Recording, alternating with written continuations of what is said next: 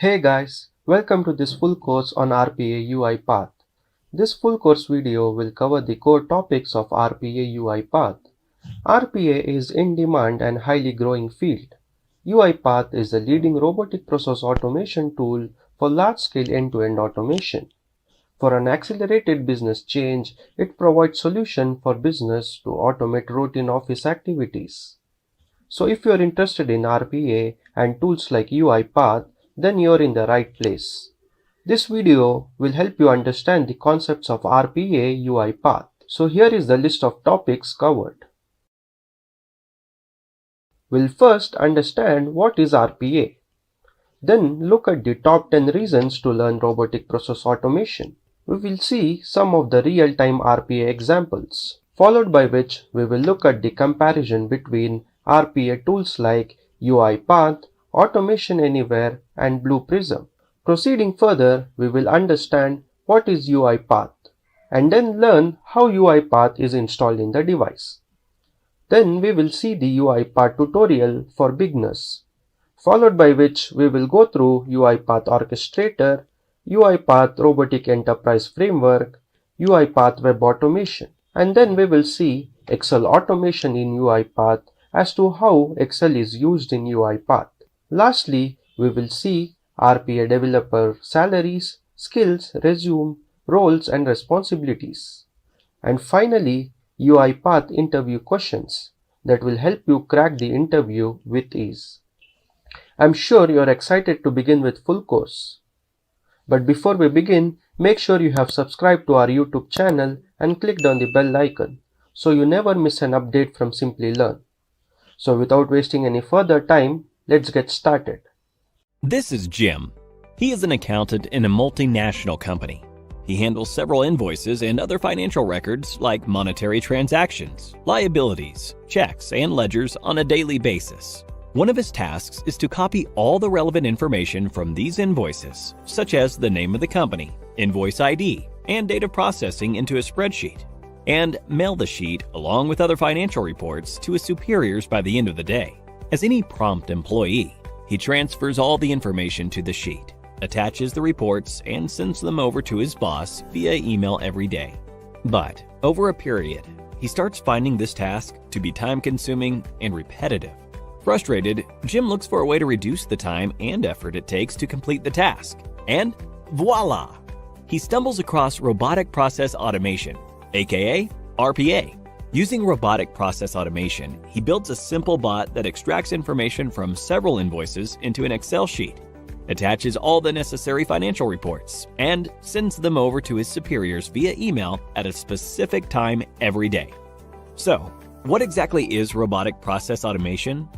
Robotic process automation, RPA, is the use of software with artificial intelligence and machine learning capabilities to handle high-volume repetitive tasks that previously required humans to perform. Some of these tasks include addressing queries, making calculations, maintenance of records, and performing transactions. There are several misconceptions about RPA. RPA is not a humanoid robot. It does not have a physical form and no resemblance to humans. RPA cannot replace humans or replicate human cognitive functions. It does not have a brain of its own, and cannot perform logical or critical thinking as humans do. The working of RPA includes 4 crucial phases. 1.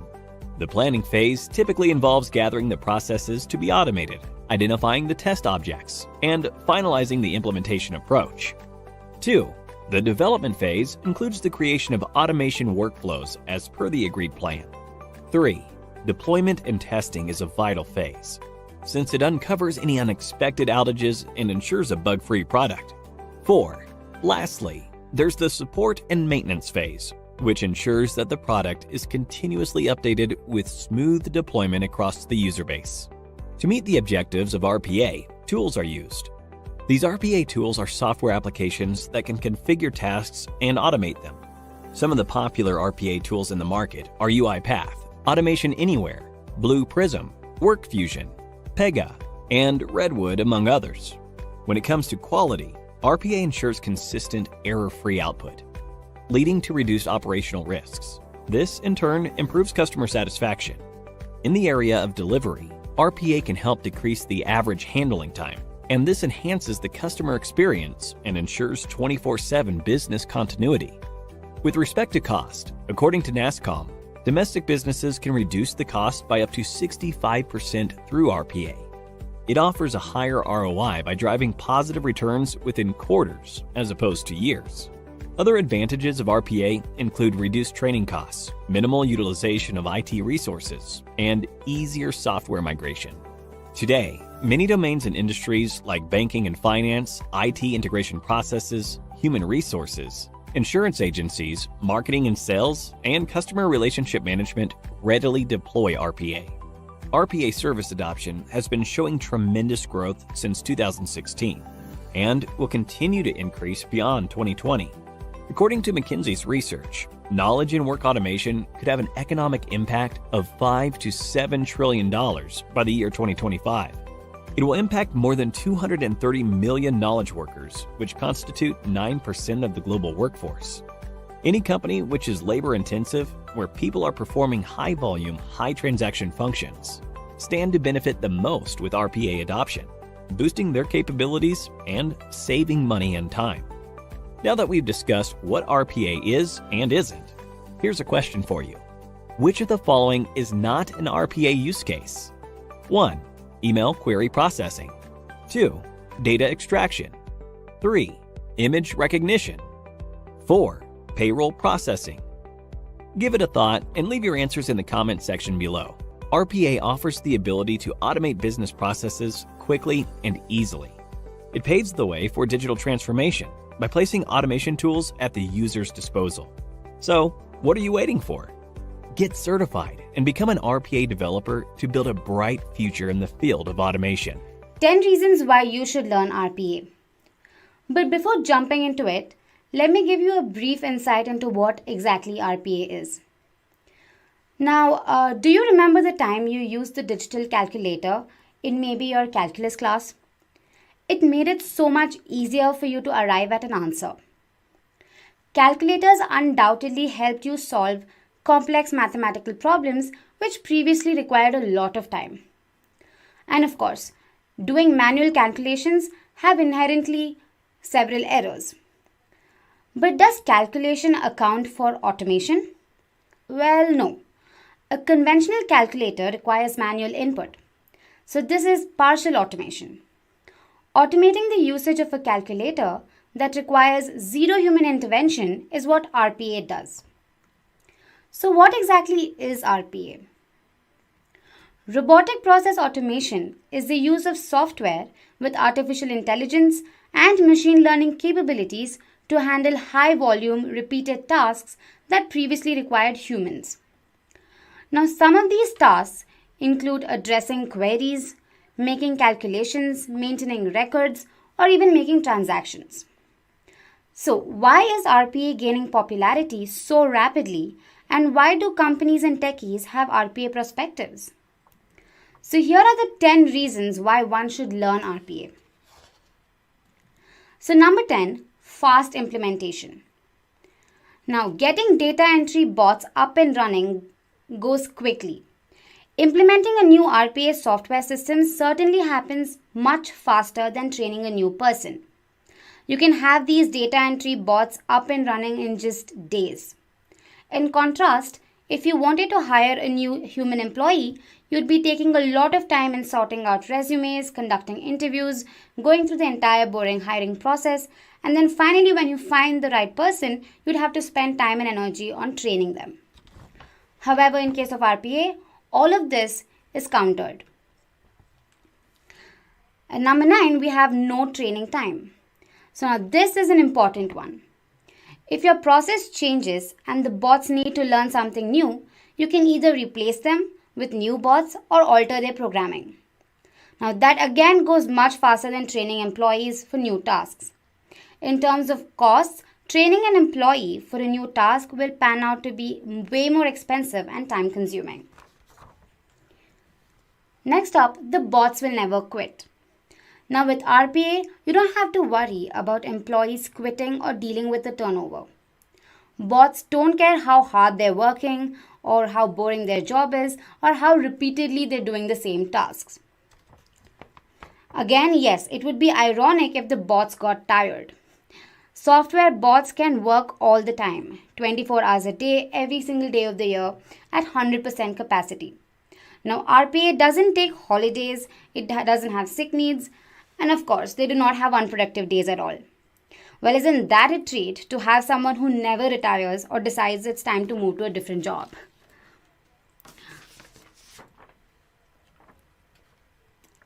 Next up, minimal IT resources. Maintaining software bots requires minimal IT resources. In some cases, IT doesn't need to get involved at all. Your RPA systems will be managed by the software provider. They're responsible for maintenance and updates, all of that. It completely takes the burden off IT and saves your company a whole lot of money. ROI is visible. Now, every organization wants to quantify their gains. Many of these organizations do not know how they should determine their ROI. But when it comes to adopting robotic process automation, ROI is visible. It defines a clearer path to demonstrate its returns. Complex problems can be solved. Now, as our data sources and analytical capabilities have grown, so has the time required to build various reports. Robotic process automation system is ideal for solution to solve these types of problems. The system stores the information and it can also remember and transform this information very easily. That means this makes you auditable and tax ready. Software migration. Now, it's a fact that software migrations are time consuming and costly. Migrating to a new software could take months and cost could turn out to be tens or thousands of millions of dollars. What's even more frustrating is that at all times, certain features and functionalities which may have functioned in a particular way in a previous version may not even be present in the updated version. So RPA helps with data migration with accuracy, speed, and continuous updating of software. RPA has a free tier. Many RPA vendors offer free tiers. Some of these vendors are Blueprism, Automation Anywhere, UiPath, among others.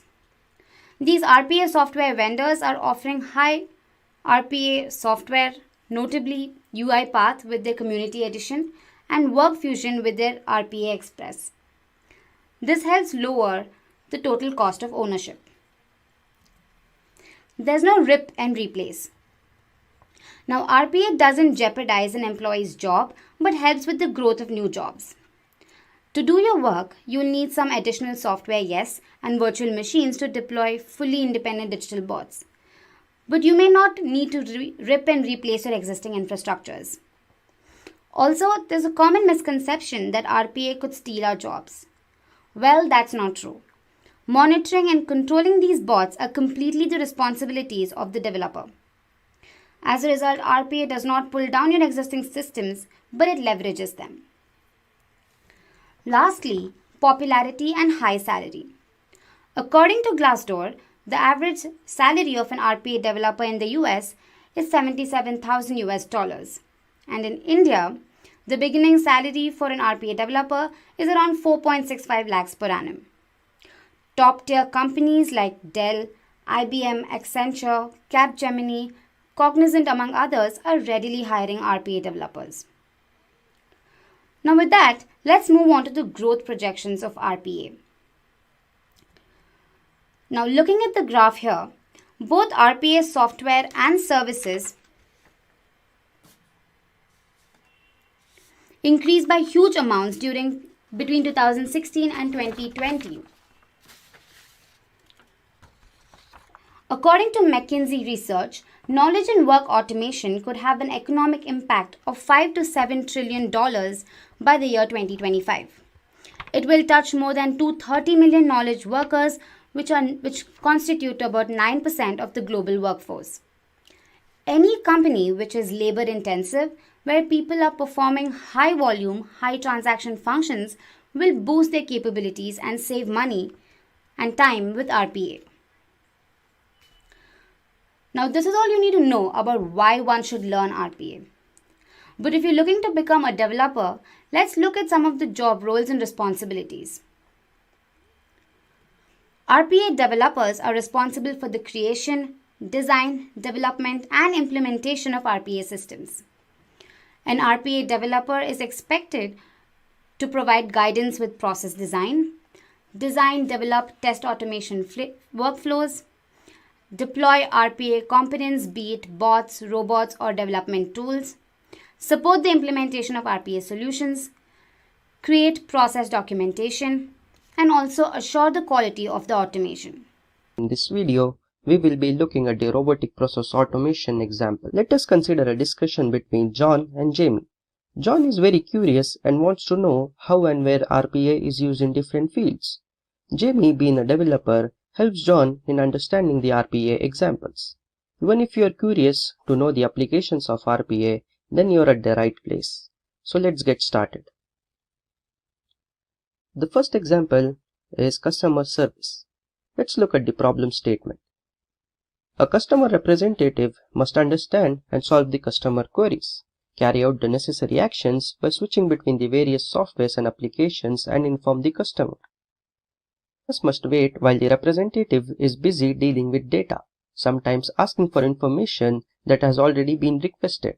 This tends to decrease customer satisfaction and extends call duration. The solution requires identifying frequently asked customer questions, assessing customer representative actions in response to those questions, and developing RPA solutions to facilitate those questions. When several sets of information need to be coordinated across systems, the customer service representative can launch a bot. The bot completes all actions in seconds with the press of a button.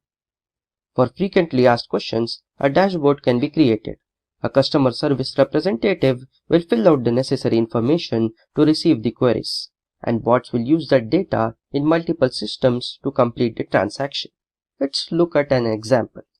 Consider a scenario where a company was providing support to the client, and the company was supposed to handle a large number of calls, approximately 20,000 calls per month, which required a significant amount of time spent in the support team. Because of the system's complexity, an executive's average time was about 10 minutes, as the system was inefficient and slow, resulting in a poor customer service. With the RPA solution, the organization gained a virtual team that can complete the task in less than a minute, resulting in a drastic reduction in execution time. The RPA bot performs the following tasks: loading a comprehensive customer profile, obtaining a detailed billing information, user preferences and other user information are being updated, resolving common but simple customer issues.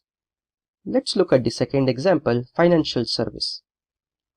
Financial service involves compiling and combining financial information from various departments and storing the records in a system. Data is manually extracted from a bank statements to reconcile documents and link them to its forms using detailed spreadsheets. To complete the reports, business rely on Excel, legacy software, and manual labor, which is tedious and time-consuming. Solution: robots can generate invoices in seconds, prompting clients to pay more quickly. RPA in financial services tracks and standardizes and validates payments, processes orders and avoids errors, and is always on top of things. Such a disciplined assistant makes the customer's experience less stressful, adding value to the service provider. RPA in finance eliminates the need for endless email correspondence and ensures a smooth payment approval process, matches invoices to responsible parties, and sets deadline reminders.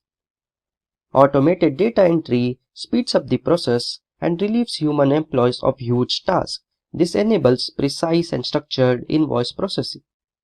Consider a financial service company that's having difficulty extracting data from financial documents efficiently and accurately in order to generate ratings. Using RPA, company implemented an application that recognized and processed data. This enabled the client to quickly and cost-effectively automate. The tasks performed by RPA bots in financial service are investment management, reconciliation of bank statements, organizing the finances, record of accounts receivables and pay. The third example is HR service. This operation includes numerous routine steps such as interview scheduling, record keeping, resume screening, candidate shortlisting, induction training, and onboarding. Hiring and firing place a significant burden on HR and other support functions such as IT, security, and facilities management, particularly for medium and large businesses. While it is expensive to build a solution that encompasses all of these functions and completes the necessary tasks for new or departing employees, some employees can be sloppy with recording absences, vacation, or in general, using the existing absence management system.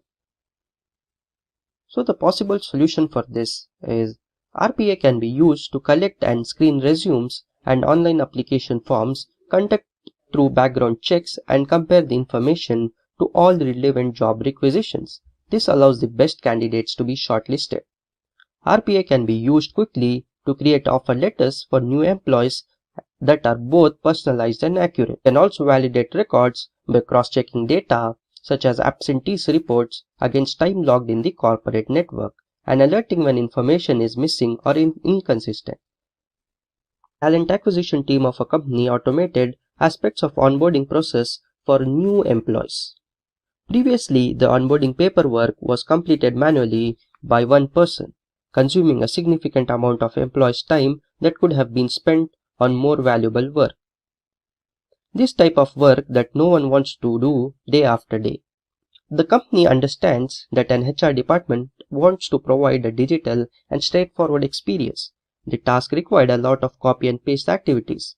With the implementation of RPA, the bot completed the onboarding paperwork in less time, allowing HRs to spend more time on corporate social responsibilities, hiring talent, initiatives, and improving a company's reputation. The tasks performed by RPA bots in HR service are screening resumes, onboarding of new hires, attendance management, induction and training, employment management, and survey report. The fourth example is telecom service. The telecommunications industry involves high frequency of manual, repetitive, rules-based processes, all of which are critical for providing appropriate service delivery. Thus, the foundation of telecommunications is made up of processes that are highly amenable to automation.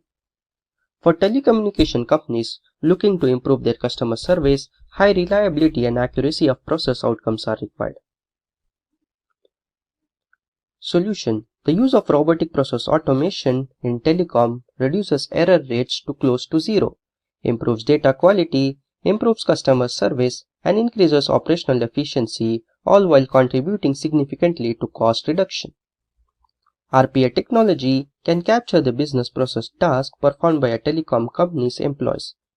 Based on the employee's action, a well-structured workflow can be generated, which serves as the foundation for automated process. By mapping each process step with its significant cost for manual execution, it is simple to determine which action should be automated to maximize return on the investment. Consider an example: a telecommunications and media company decided to automate its order creation and service removal process to cut costs associated with the company's speed booster discount service and deal with a massive amount of transactional data. With the implementation of RPA, it becomes simple to automate the order build process and service removal activity.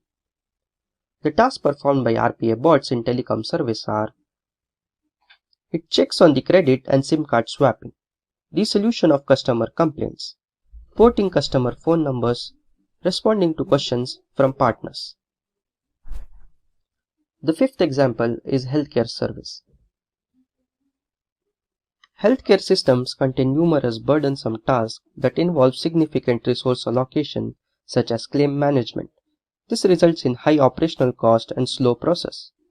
Every industry has inefficiencies, but few face the healthcare industry's challenges. Strict regulations regarding patient data and lack of resources to deal with such rules. Billing takes time after a healthcare service is provided due to manual and repetitive tasks in the management process. Management process include document and data input, processing, and evaluation in addition to the automating time-consuming tasks. Patients can schedule appointments without the intervention of hospital employees, credit to RPA technology. Along with eliminating the need of resource allocation for scheduling, by allowing patients to reschedule appointments more quickly, this application can improve customer relations. RPA allows healthcare providers to track and document each process step in structured log files to comply with external audits. RPA improves data confidentiality because bots handle this process. Let's consider an example. Daily, a healthcare organization deals with the process of patient transaction data, customer detail recording, claims to the process, and data reconciliation for healthcare schemes are some of the manual processes they must streamline daily. The primary goal was to increase the efficiency of existing approaches to achieve greater accuracy with reduced turnaround time. Robotic process automation was implemented and the most significant possible impact was obtained. RPA platform handled claims, processing, and health data reconciliation program. Healthcare was able to reduce turnaround time with this solution. The tasks performed by RPA bots in healthcare service are appointment scheduling, regulatory compliance, data entry, and supporting analytics to improve treatment. In this video, we are going to compare the most commonly used RPA tools, namely Blueprism, UiPath, and Automation Anywhere. So what's in it for you? First, we'll learn why exactly RPA came into picture, and then what exactly RPA is. Lastly, we'll compare the tools based on trial version, base technologies, process designer, accessibility, macro recorders, architecture, learning, robots, accuracy, reusability, pricing, and then certification. So without further ado, let's begin and understand why was RPA introduced. Consider the process of onboarding a recruit to your organization. The whole process will involve tasks like creating a new user account, a new email address, access rights, documents retrieval, and so on. So instead of doing all of this manually, one can automate the process. So with RPA, the user can automatically activate a template for the onboarding workflow. RPA can help assess, prepare, and create new joinee data, initiate mailing of offer letters, and streamline the information across different systems. So what is RPA? Robotic process automation is the use of software with artificial intelligence and machine learning capabilities to handle high-volume repeated tasks that previously required humans to perform. Now, some of these tasks could include addressing queries, making calculations, maintaining records, or even making transactions. Now, RPA tools are the software through which one can configure tasks that are to be automated. So some of the widely used tools are UiPath Studio, Automation Anywhere, Blueprism, WorkFusion, among others. Now, assuming you have a basic understanding of RPA, let's go on and compare the popularly used tools. First up is trial version. Every tool generally offers a trial version for its users to get acquainted with the tool. This helps the users understand the tool better and decide if they want to proceed with using the tool. Blueprism offers a free trial version. It's available in two options, either on the cloud or on the local computer. UiPath also offers a free edition. Both trial and license versions are available. Automation Anywhere offers a free community version, and both trial and license versions are available. Next up is base technologies. Base technologies define the technology with which the software was built. Blueprism is based on C#. UiPath is based on Microsoft vendors like SharePoint, Kibana, and Elasticsearch, while Automation Anywhere is based on modern Java technologies. The third feature of comparison is Process Designer. Blueprism enables you to create, design, edit, as well as test business processes from the Visual Business Object. Now, a VBO is like an adapter provided by Blueprism for communicating with an application. Each Visual Business Object implements a specific set of operations on an application's user interface. So these are basically like objects that encapsulate a particular functional logic. UiPath, on the other hand, acts as a visual process designer with developer-friendly options. Now, a visual process designer is a dashboard consisting of various tools through which the developer can define the automation tasks. Automation Anywhere is developer-friendly with a visual interface built for business users along with advanced features for developers.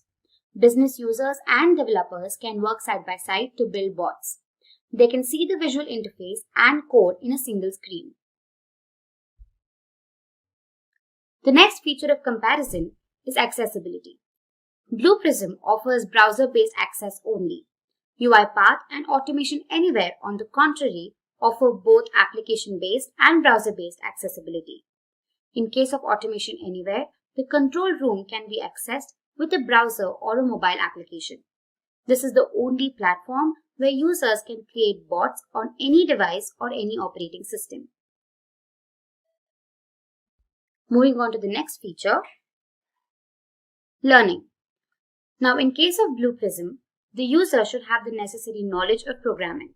He should be able to create business objects and manage them in the control center. UiPath enables you to design automation processes visually through diagrams. The developer need not know a programming language in particular. When it comes to Automation Anywhere, it is developer-friendly and offers both visual and programming features. Business users can build bots with the help of drag and drop features. Beginners benefit from the built-in product walkthrough.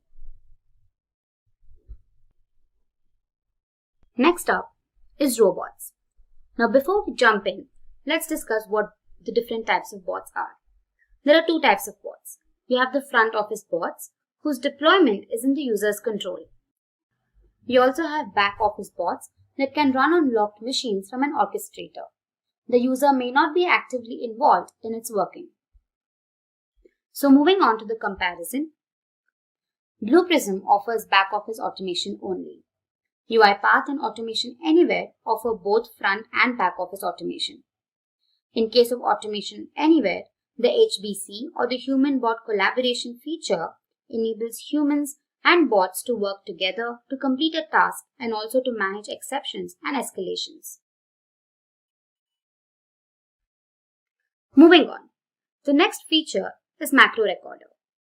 Now, the Macro Recorder allows you to record keyboard activities and mouse events to generate automation scripts. These activities are arranged based on the order or sequence of actions being performed on the screen. So moving on to the comparison, Blueprism does not use a macro recorder. UiPath makes use of a macro recorder to enable fast process mapping. Automation Anywhere offers a universal recorder so that the user need not select different recorders for different tasks. Moving on to the next feature, architecture.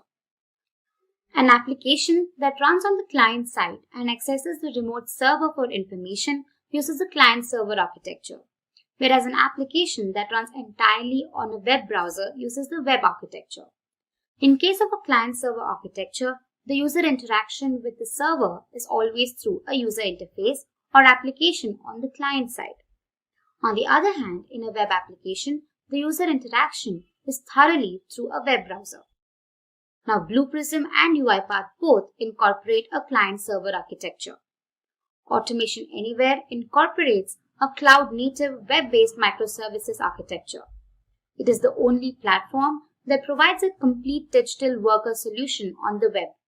Users with any skill level can instantly start building robots on a browser without any heavy installation. The next feature is accuracy. Blueprism is accurate for desktop, web, and Citrix automation. UiPath shines in Citrix automation designed for BPO automation.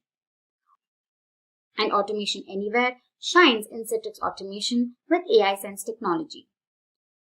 Well, any automation solution built using a virtual desktop or built to work in virtual desktops is called Citrix automation. Moving on to the next feature, reusability.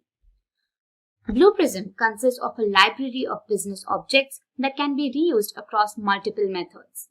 It also offers high reliability. In the case of UiPath, the processes can be used for various synthesis services with several workflow modules. As a result, UiPath offers a high degree of usability and moderate reliability. In the case of Automation Anywhere, apart from the standard common library, users can develop custom actions, upload and manage packages in their enterprise control room. Every bot created in Automation Anywhere is reusable. The bot store has hundreds of pre-configured bots and digital workers to kickstart a user's RPA journey. Next up is pricing. Blueprism has a high cost of acquisition. It also offers restricted training. UiPath offers effective, pleasant entry-level pricing. Automation Anywhere offers attractive entry-level pricing. Its users also experience the lowest total cost of ownership because of its native capabilities and web-based architecture. Moving on to the last feature, certifications. Blueprism offers several certifications like Blueprism Professional Developer, Blueprism ROM Architect, among others. UiPath provides free online training and certification programs like RPA Developer Advanced Certification. Automation Anywhere University offers free online training and certification programs for both students and advanced practitioners. Professionals can also avail job role-specific certifications. There are several RPA tools in the market today. However, Blueprism, Automation Anywhere, and UiPath are leading the market. Let's get started with what is UiPath. UiPath is a robotic process automation tool for large-scale end-to-end automation. For an accelerated business change, it provides solutions for business to automate routine office activities. It uses a variety of methods to transform tedious tasks into automated process. Daniel Dines and Maria Stirka, Romanian entrepreneurs, founded UiPath in Bucharest in 2005. The first UiPath desktop automation product line was launched in 2013, giving business RPA tools to automate manual and repetitive back-office tasks. Let's look at the features of UiPath. Drag and drop workflow. The user of UiPath will develop visual process steps by dragging and dropping related tasks onto the graphical workspace. Then with the user interface properties, they can transform those process steps into a visual workflow. Users may also use the recorder wizard in the UiPath tool to build web-based or application workflows. The next feature is record and playback. The user can use this function to record actions and transform them into automated process series. UiPath has the following types of recording options. Basic recording. It focuses on automating single tasks and is commonly used to develop each activity's complete selector. Desktop recording. It can be used for a variety of actions as well as actions development. Web recording. It is a common tool for viewing and recording web page activities. Citrix recording. It is very widely used for recording stuff like pictures and virtualized environment automation. Next we have inbuilt activities in UiPath. UiPath comes with over 300 built-in activities covering a wide range of process automation and application integration design tasks. These activities are found in the Activities pane, which covers most design tasks such as data extraction, data entry, and automation. Next we have advanced scraping options. Scraping data from web pages and applications is easier with UiPath screen scraping. Furthermore, the data screen scraping wizard helps in scraping of data with a repetitive structure. Scraping solution works flawlessly with any program, including .NET, Java, Flash, PDF, Legacy, and SAP. Next we have high security and robustness. We can create super smart durable robots with UiPath. With a simple visual canvas, everyone in the company can use bots. UiPath offers high security auto login functionality to run the bots and operates with a locked screen, allowing automated process to run in complete privacy. Let's look at the components of UiPath. The first component we have UiPath Studio, UiPath Robot, and UiPath Orchestrator. Let's look at them one by one. This is how a UiPath Studio looks like. UiPath Studio is a user-friendly interface inside the tool that allows users to visually plan and design various automation processes through diagrams using drag and drop functionality. These diagrams are merely a structural reflection of specific tasks that must be completed. This is the activity pane in the UiPath Studio. It consists of project, activities and snippets. This is the ribbon tab. It consists of saving options, opening new files, debugging files, recording screen scraping, data scraping and many more. We will explore this in the demo section. Next we have output pane where output is being displayed. And we have the properties pane where the properties of each activity is shown here. The next component is UiPath Robot. After you have built your process, the next move is to put into action in the UiPath Studio. UiPath robots are used to translate the process into tasks, which are then executed. These robots are used to assign various tasks and carry them out in the same manner as humans but without human interference. When given operation occurs on the computer, UiPath robots are programmed to begin executing tasks automatically. Next we have UiPath Orchestrator. The Orchestrator is a web-based application in UiPath. It has features like deploying, monitoring, scheduling, and controlling automated bots and processes. It's a centralized forum for managing and controlling all software bots. Let's look at the architecture of UiPath. It consists of two sections, the client side and the server side, and the three layers. Let us look at them one by one. We will first look at the client side and the server side.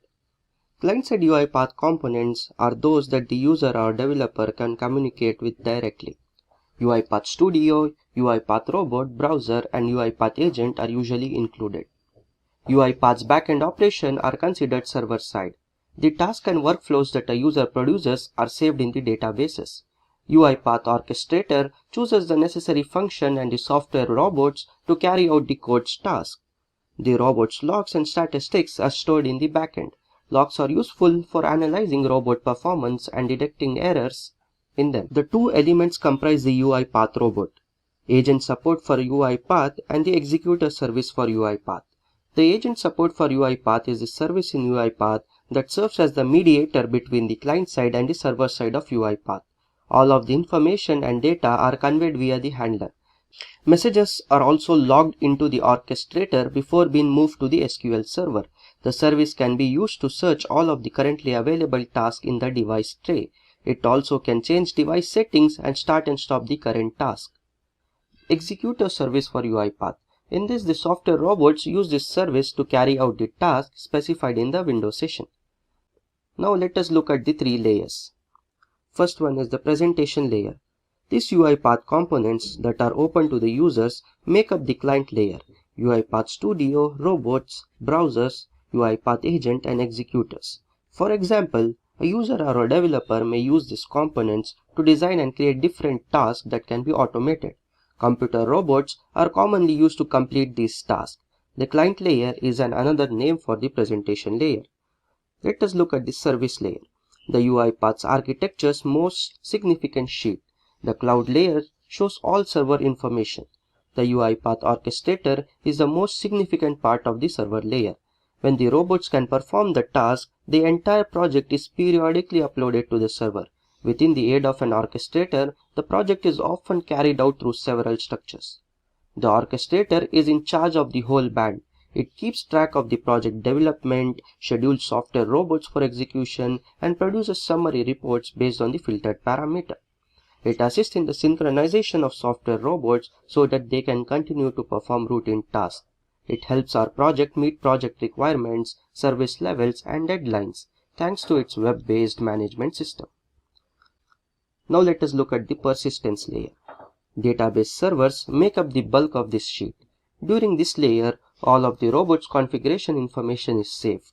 Users insert data, robots, assign tasks, logging information, and assets, among the other items, into the orchestrator's configuration details. Furthermore, persistency layer is in charge of keeping the log information updated by the UiPath agent services. Elasticsearch is used to store these logs. The logs are primarily useful for locating and correcting errors. Process level data is usually saved in relational database management systems such as SQL Server. This makes processing logs from the vast volume of data a lot simpler. Hence, the queues tasks are often taken care by the persistency layer. Let's look at some of the applications of UiPath. In sales UiPath is used to generate invoice. This is an example of data replication in action. Both CRM and accounting systems must have the same sales details. Bots can update accounting records, prepare and send invoices from the appropriate email addresses instead of manually replicating data. It is also used in keeping scorecards up to date. Companies that do not have HR and CRM systems integrated can use RPA bots to ensure that CRM adjustments are submitted to scorecards in real time, allowing sales reps to track their progress. It is used in CRM updating. A new class of solution is evolving to incorporate their email, call, and other contact data into CRM. A simple bot could be written to update your CRM records with customer contact information if you can't find a suitable solution for using the CRM systems. Next, it is used in banking. In banking, it is used to check KYC. Though dedicated KYC solutions are evolving, RPA bots can be used to automate portions of the KYC process if your organization does not want to use one. A case may be referred to an employee in the event of an edge case that requires human involvement. It is used in sanction of loans.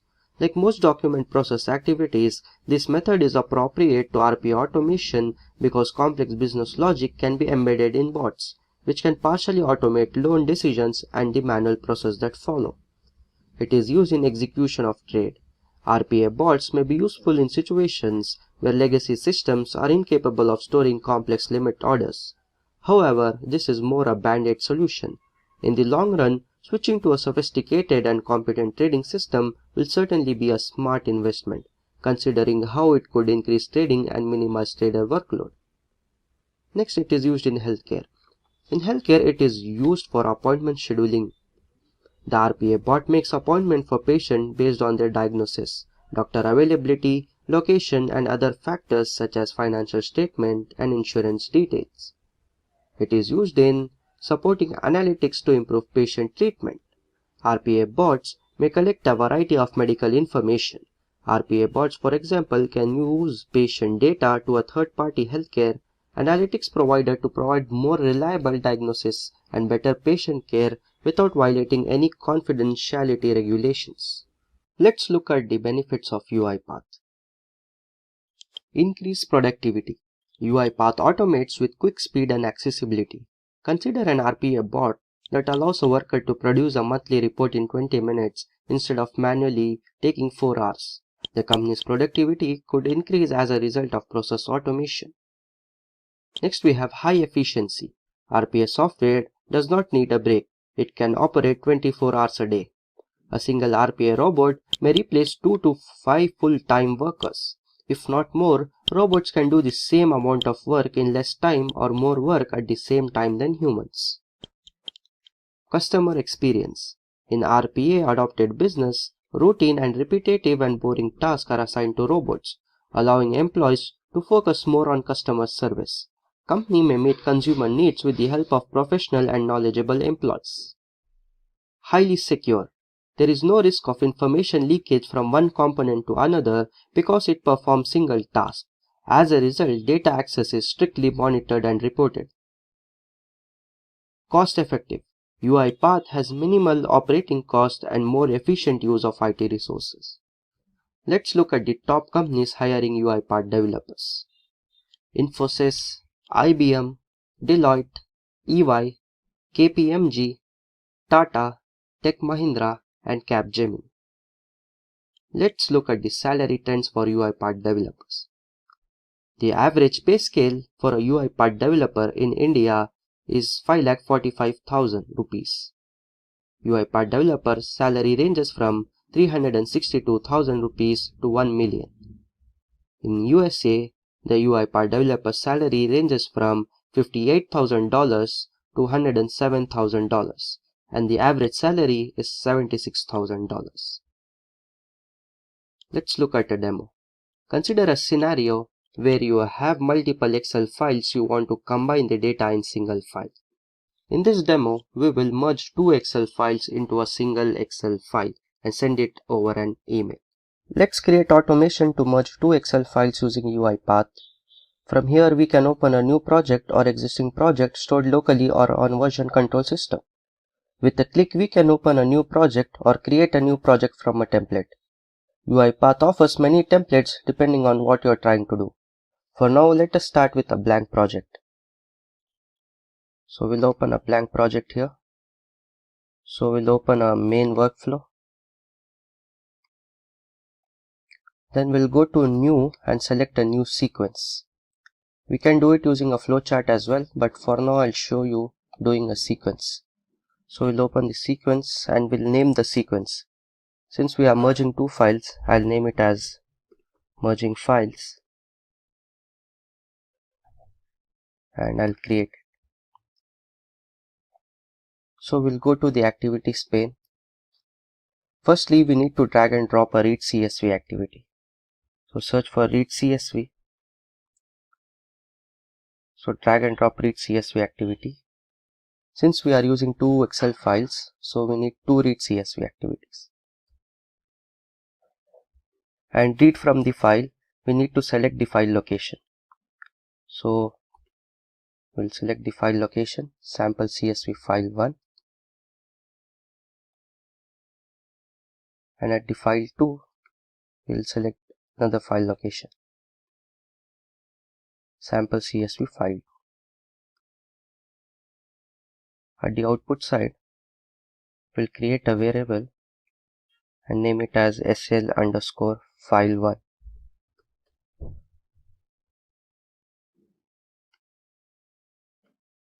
Similarly, for another read CSV, we'll create a variable and name it as sl underscore file 2. So this much is done. Now we need an assign activity. So we'll search for assign activity.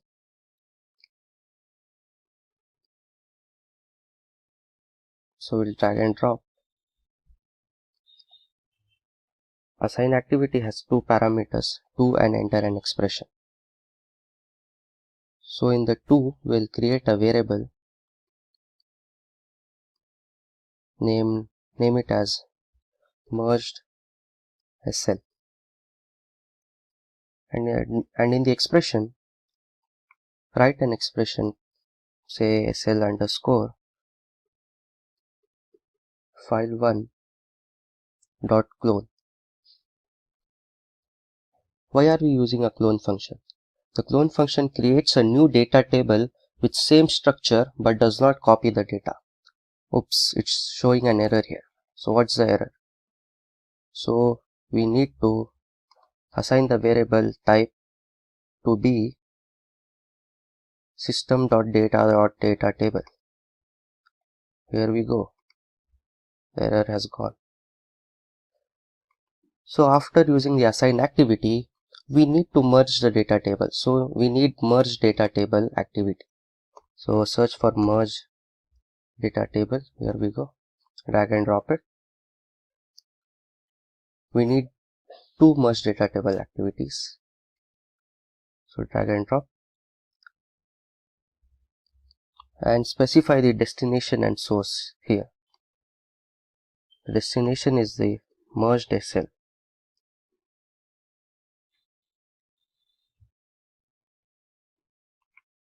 And the source is the SL underscore file 1 for the first data merge table.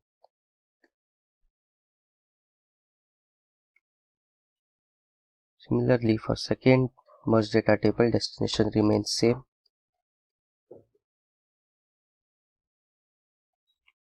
Source will change to SL underscore file 2.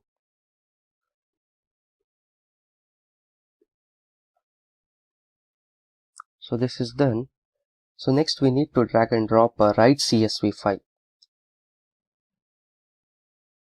Write CSV file creates an output file in which you want to merge the two files. So search for write CSV. Here we go, drag and drop it. So choose the path, create the file. So you can see there is no output file here. So we'll create the output file now, which is an empty file. So output.csv. So we have created an output file. So right from, we'll write it as merged SL. We need the data from merged SL.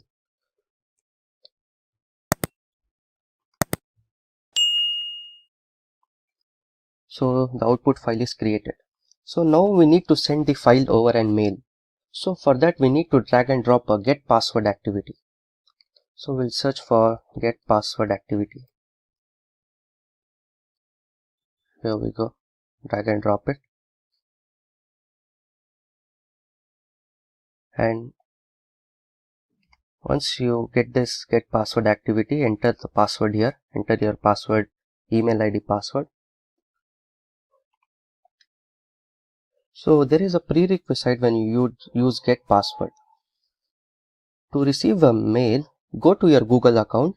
In Google account, go to your security option, and in security there is an option called less secure app access. Turn that on. I'll repeat, turn on the less secure app access. Okay. Once the get password is done, go to the result section. In the result section, right click and create a variable. Name it something, maybe SSS. So I've created a variable there. So we need a last activity now. That is SMT mail message. SMTP mail message. Drag and drop it.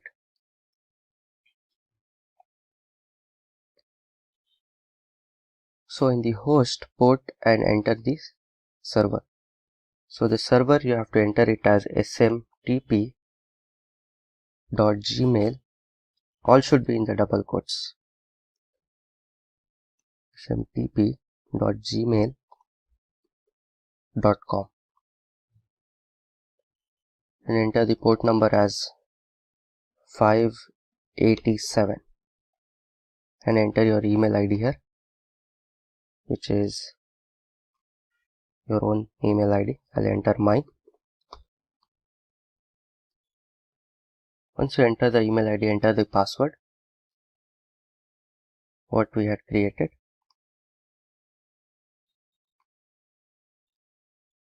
So that's done.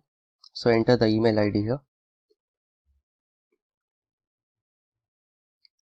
Enter the subject whatever you want. So I'll enter it as merged data, merged Excel files. Enter the body. So we'll attach the file. So what is the file which we are attaching here? So we are attaching the output file. What we have named it as output.csv file.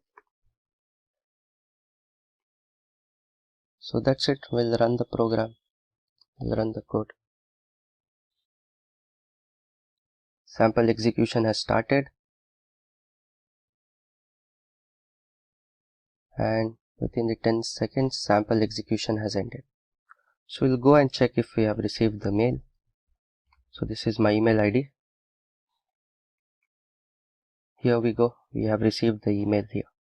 Let's open this. Let's open the output file. Here we go. You can see the data is being merged.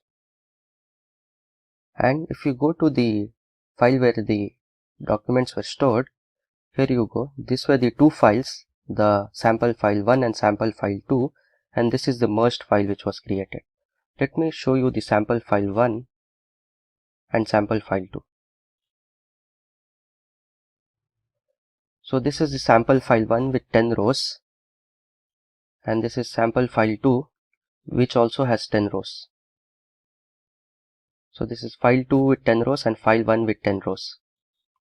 And here we go. This is the output file which has both 10 rows merged here. Here we go. It is sent over and mailed. In this video, we will be looking at the installation of UiPath. So let us see the requirements. We will first look at the hardware requirements. The CPU should at least have a processor of 1.4 GHz 32-bit configuration, or it's recommended to have a 1.8 GHz 64-bit configuration. The device is recommended to have a RAM of 8 GB. if not at least a minimum of 4 GB. Let us look at the software requirements. If you are using a Windows operating system, then Windows should be of version 8.1 or 8.1N or 10 or 10N, and the Windows Server should be of 2012 R2, 2016 or 2019 versions. Another prerequisite is to have .NET Framework of minimum of 4.5.2 version installed. Let us look at the editions. The different editions that UiPath offers. UiPath offers two types of editions, Community Edition and Enterprise Edition. Community Edition is for the developers and small teams who are just starting on their automation journey.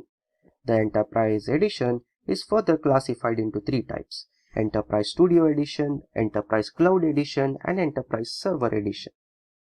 So Enterprise Studio Edition is for individual enterprise developers who want to experiment with UiPath Studio. Enterprise Cloud is a cloud-based deployment of entire RPA enterprise platform for any size business. Enterprise Server on-premises deployment for entire enterprise automation platform for large-scale business. Let us look at the different profiles in UiPath. UiPath Studio X, UiPath Studio, and UiPath Studio Pro. UiPath Studio X is for business users. If you're not a developer, but if you want to automate a simple task, then it is easy to use a Studio X. UiPath Studio. It is for RPA developers.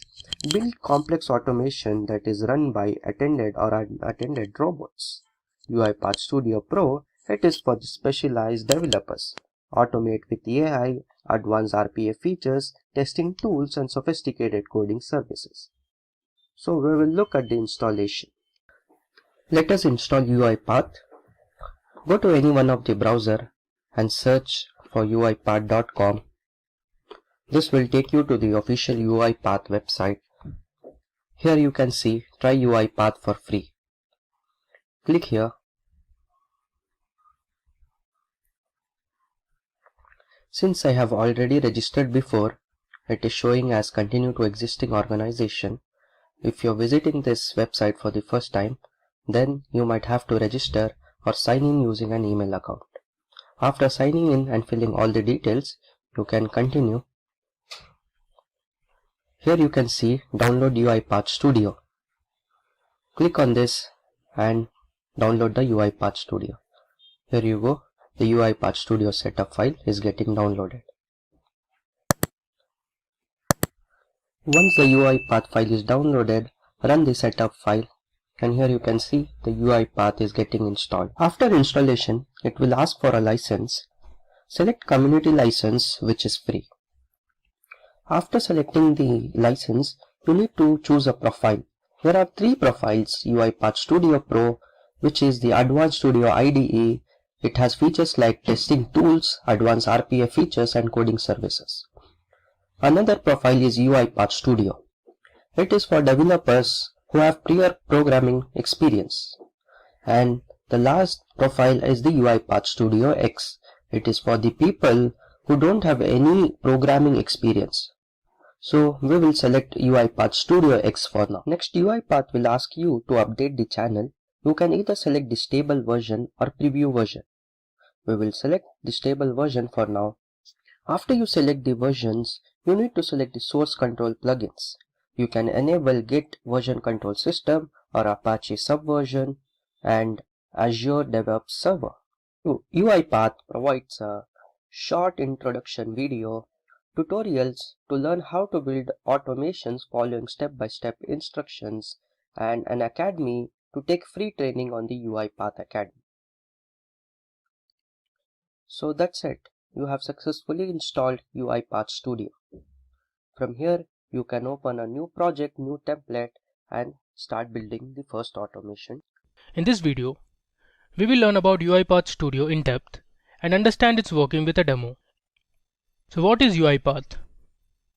Now RPA is a technology with which human tasks can be automated. To facilitate this, a tool is required.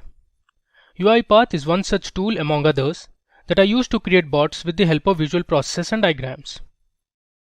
It provides complete end-to-end automation, calling it hyperautomation. UiPath was founded by Daniel Dines and Marius Turka in 2005. UiPath is specially used for Windows process automation. It automates repetitive tasks.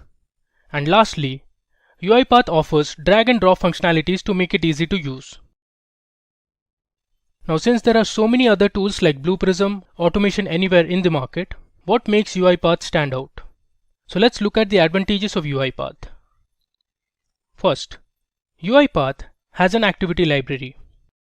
This library has several built-in activities and features like display message, input box, and so on. This improves the customer experience. We will deal with these activities in the demo later.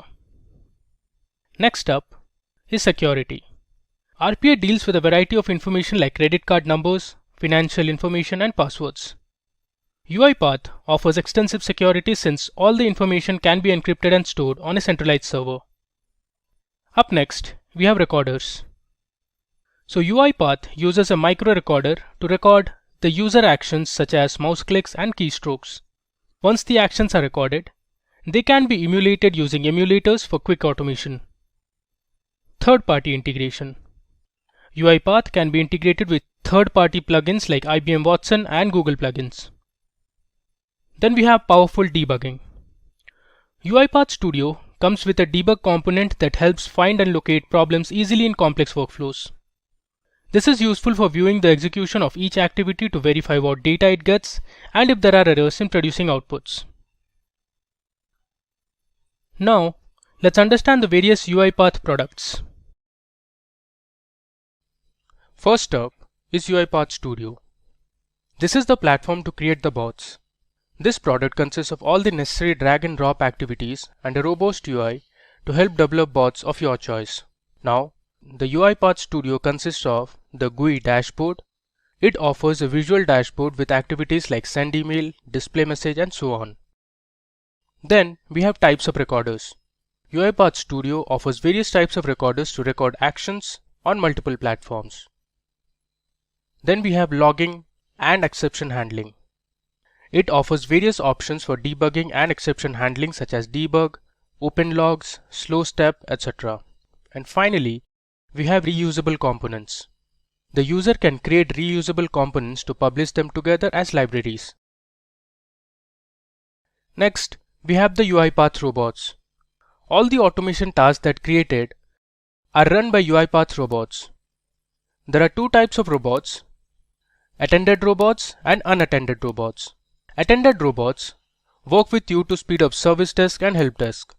It is used in activities where human involvement is the key. Unattended robots operate without human touch, maximizing cost and performance benefits for any variety of back office tasks.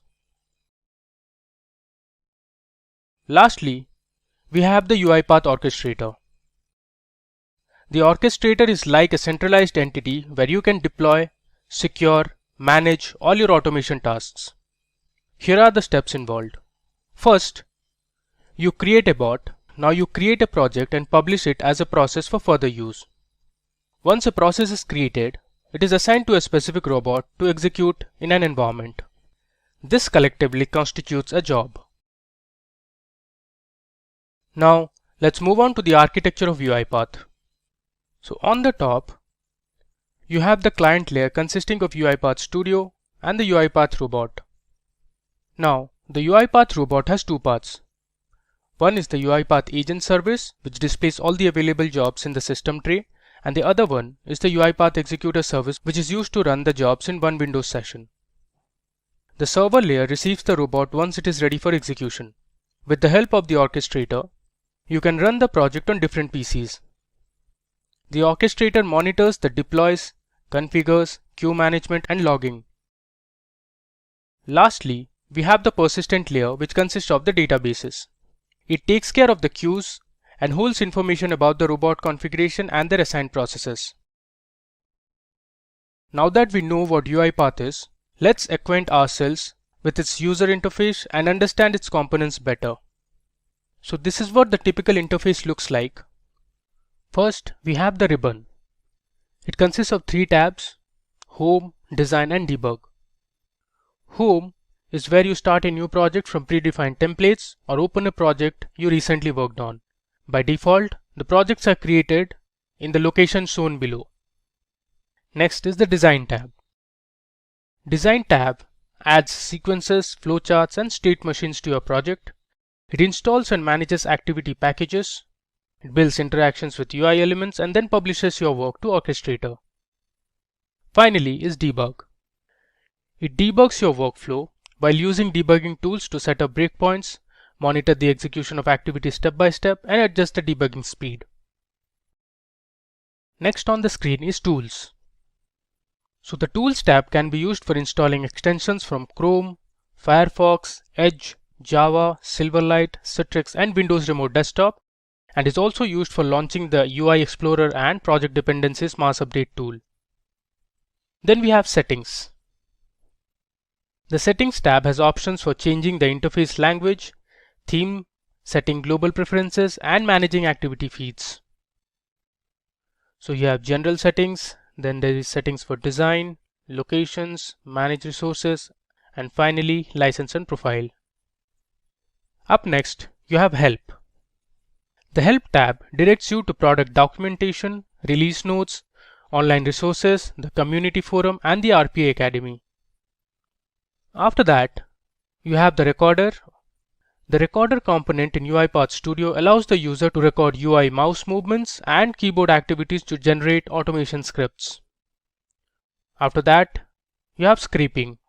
So, UiPath Studio supports two types of scraping. One is screen scraping and the next one is data scraping. So, screen scraping is programmatic collection of visual data, and data scraping is the extraction of structured data from an application. Then you have User Events. User Events records events such as mouse clicks and keystrokes. Then you have Variables. So variables hold different types of data. These variables can change over time. UiPath makes an easy provision to create and remove unused variables. On the bottom left, you have Project. So the Project panel enables you to view the components of the current project, add folders, open the file location, manage dependencies, and adjust project settings. Beside it, you have Activities panel. So the Activities panel shows available activities that can be added to the current workflow. Users can use the search box to find activities, navigate through them using navigation keys, and press. You also have the Snippets panel, which enables you to easily reuse automation. It includes by default multiple samples and snippets. To the bottom right, you have the Properties panel, which is contextual and enables you to view and change the properties of a selected activity. You also have the Outline panel, which displays the project hierarchy, all available variables and nodes. You can highlight activities in this panel by selecting them in the Designer panel. The Output panel enables you to display the output of the log message or write line activities, among other things. Exceptions for packages are also displayed in this panel. So now that we have understood the interface of UiPath, let's look at the companies using UiPath. So you have Accenture, Capgemini, Cognizant, Atos, and Deloitte, to name a few. Now, we'll do a demo to automate a task using UiPath Studio. So here is what we are going to do in the demo. We'll create an automated process to fetch data from a website, wherein the bot would extract data like the name of the person, the phone number, and the email ID. This data will store it in an Excel sheet and send it over an email. Now let's get started. Now to do this demo, we'll be using the fake name generator website to generate random data of people and store this data set in an Excel sheet. Now if I had to do this manually, I would first create an Excel sheet. So let me open an Excel workbook.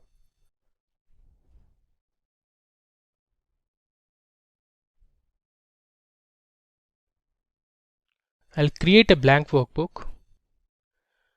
So this is where I'll put my data if I had to do it manually. So now let me take you to the fake name generator website. So I'll search for fakenamegenerator.com. So this is the website where you can generate fake names. Now, if I had to store this data in Excel, I would manually copy paste each and every detail and paste it onto the Excel sheet. So for that, first I had to create columns like name, then phone number, then email. After that, I had to come back to this and copy each of these fields. So name, if I had to take the phone number, so I would copy this, and similarly for the email address as well.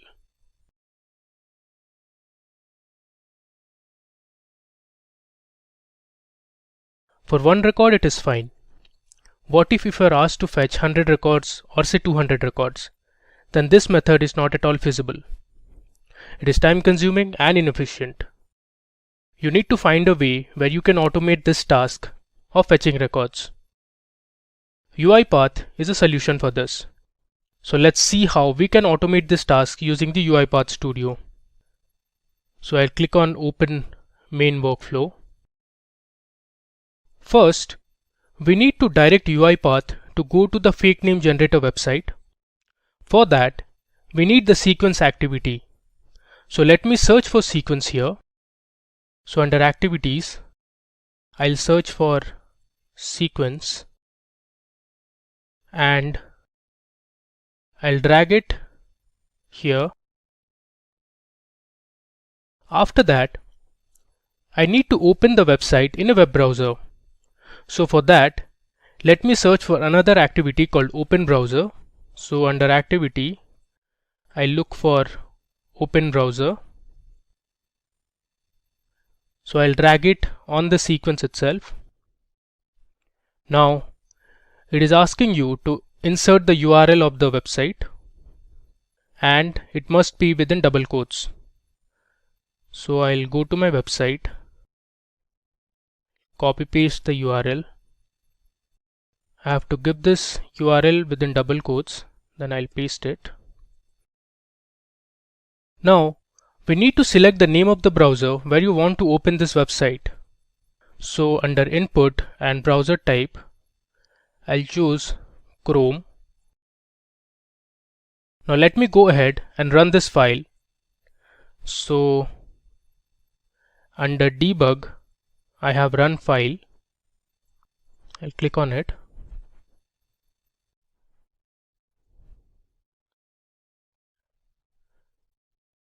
So as you can see, the website is automatically opened in a new window on Chrome. I'll close this. The next step in the process is to tell the program how many records we want to fetch from the website. For this, we will create an input dialog box. So under activities, I'll search for input. So here you get the input dialog box. I'll drag and drop it on the top. Now it is asking us to give the details. So I'll put it within double quotes, say enter the details of customers, or say people.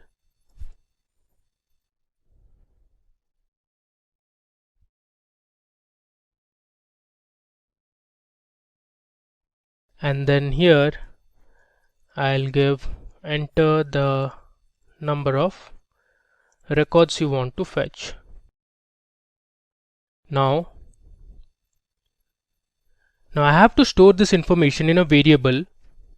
So under variables, I'll create a variable and name it as total, is the total number of records I want to fetch.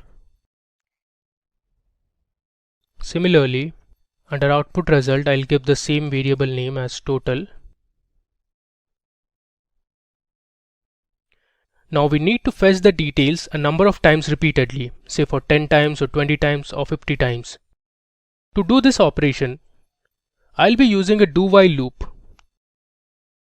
So to use a do-while loop, I'll first search for do while,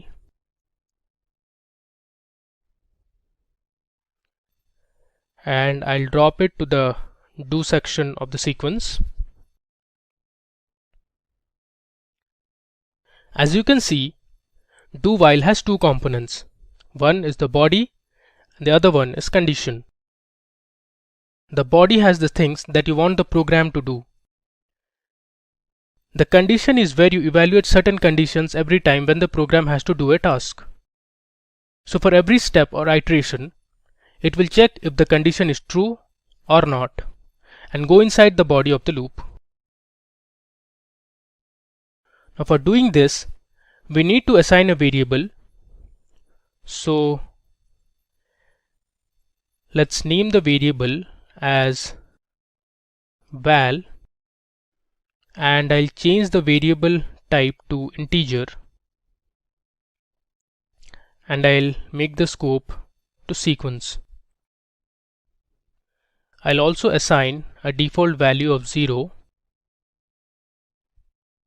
Now we'll compare this val to the variable total. So the condition I'll give is check if val is less than total.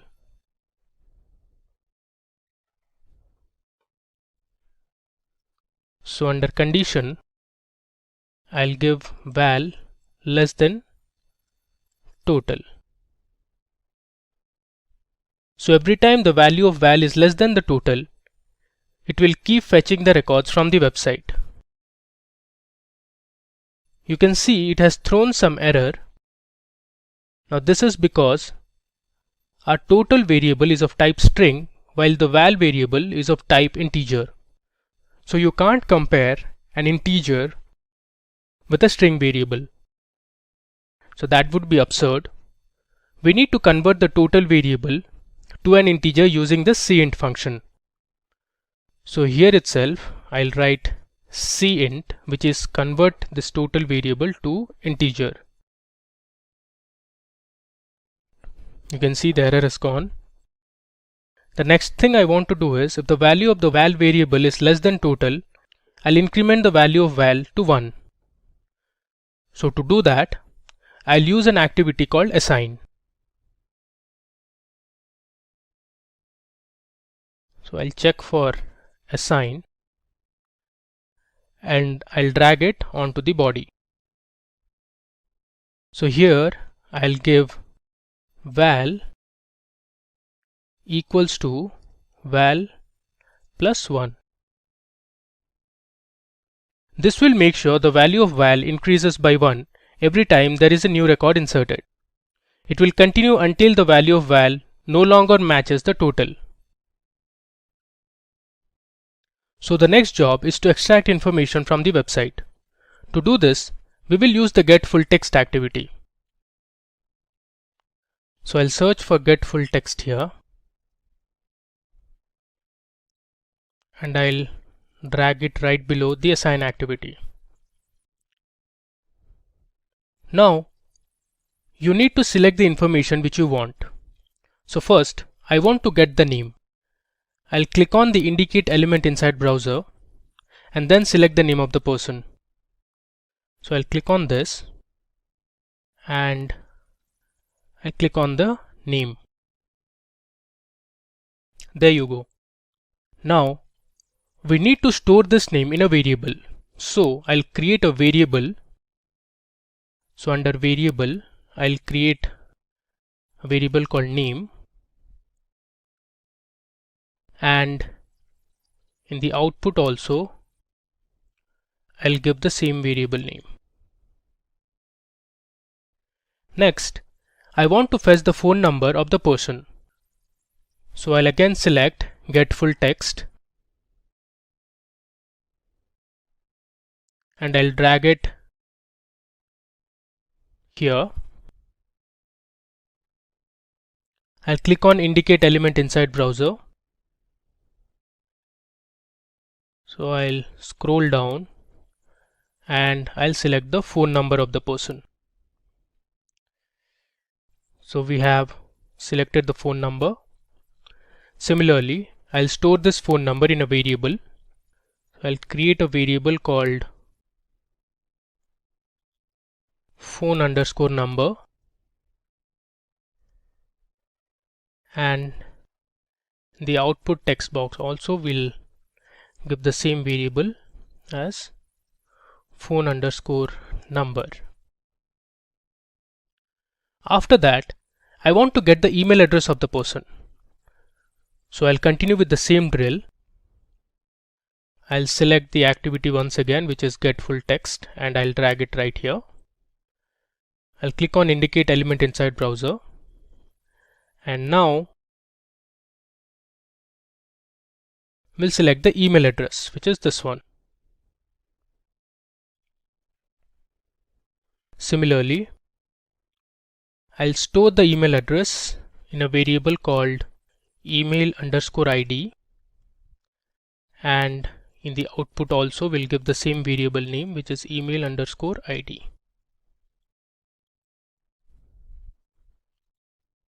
Now we need to store the names, phone numbers and email IDs into an Excel sheet. For that, we need to create a data table. So I'll search for data table under activities. Let me go ahead and do that. So I'll choose build data table and drag it right below the input dialog box. Now this table has to be assigned to a variable. So let me do that. Let me give a variable name as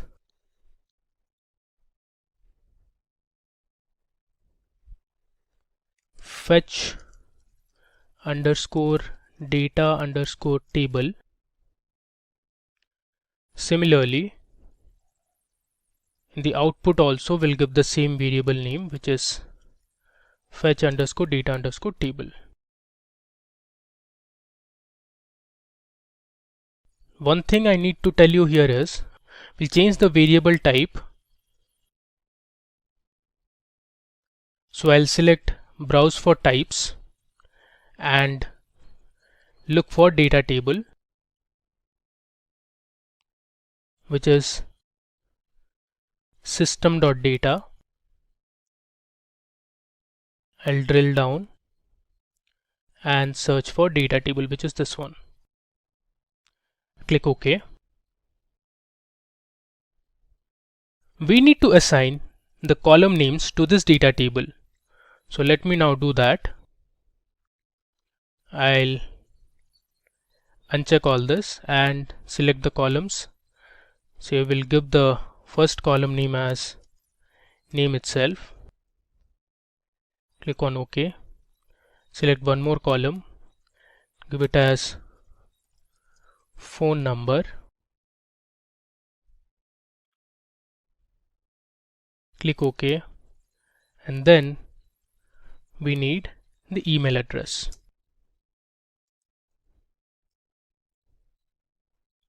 I'll hit OK.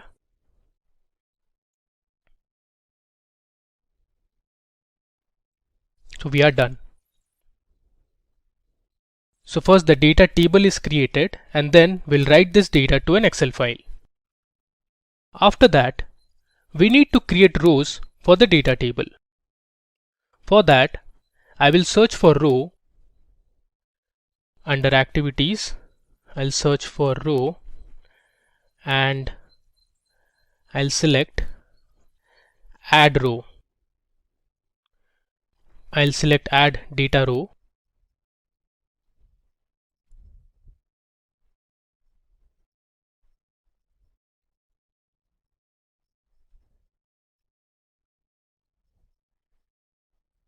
I'll place it right below where we have created all the variables. Now I want to add a row for the name, phone number and email address. So under input, I'll select array row. I'll expand this, and within curly braces, I'll give my variable names. So those would be name, give a comma, and then phone underscore number, comma, email underscore ID.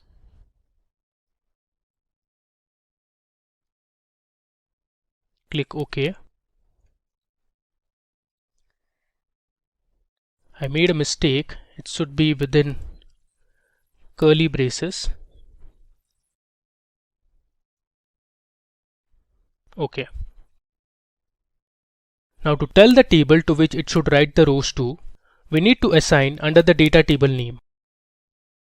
So under data table, I'll give fetch underscore data underscore table. For every iteration, a record will be added to the table. Then we need to refresh the page to extract the next set of information. So for that, I will add another activity called click and drop it right below the add data row. So under activities, I'll search for click and I'll select mouse click and I'll drop it right below this one. Now we need to indicate where do we want to click from the browser. So click on this, go on top and select generate. So we want to click on generate. Next, I will write the data to a CSV file. So I'll search for write CSV under activities.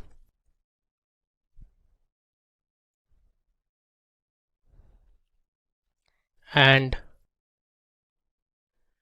I'll drop it towards the end of the sequence right here. Now you need to give the location where you want to place this file on your system and give the source from where it will take the information. So let's give the location where you want to place this file. I'll place it on my desktop itself. I'll name this as fetch, save it, and for the source I'll give fetch underscore data underscore table.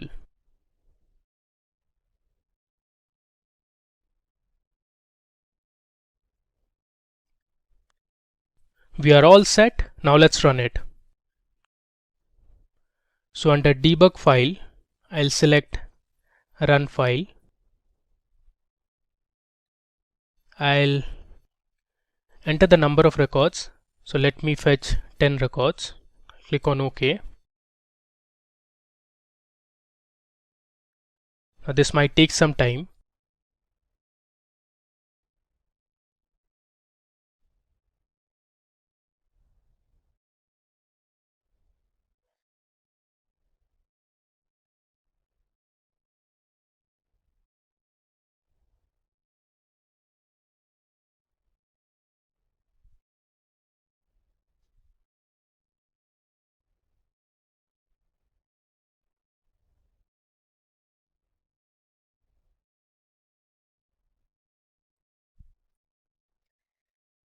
I believe it has run successfully now. Let me check for my CSV file. That should ideally be on my desktop. There you go. So we have the CSV file. Let me open it. You can see it has extracted 10 rows of data and 3 columns, namely name of the person, the phone number and the email address. So we are done with the first task of automatically generating data from a website. The next task is to send this file over email. Now to send an email, you need the SMTP activity. So under activities, I'll search for SMTP. I'll drag it right below here.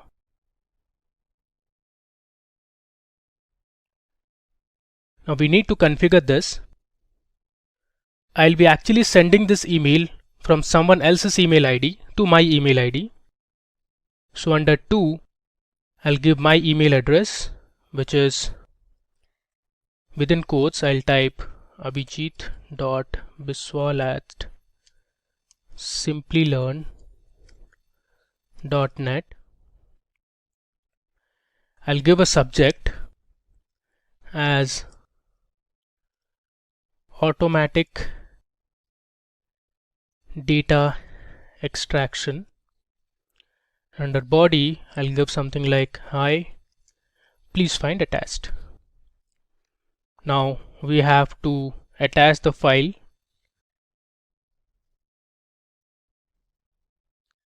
We have to give the location of the file here. So let me go to properties and I'll select this, cancel.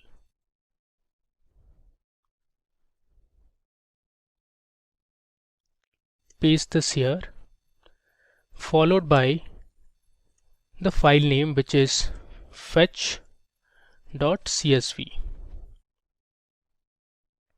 I'll click on OK. After that,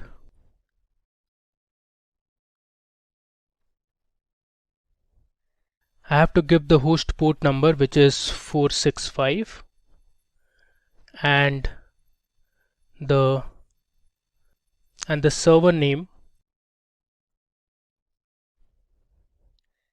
which is smtp.gmail.com.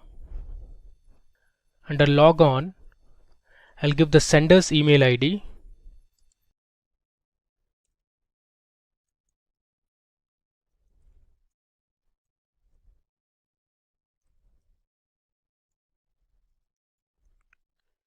I have to give the password as well.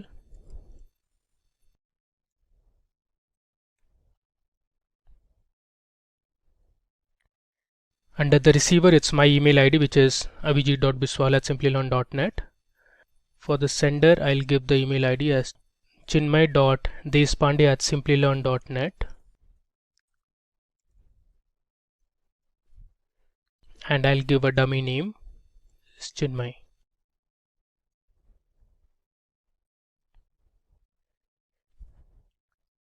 So we are almost done.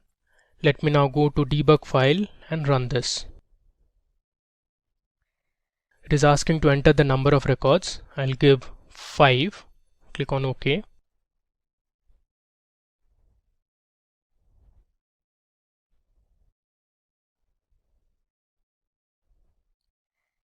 This will take some time, so let's just wait.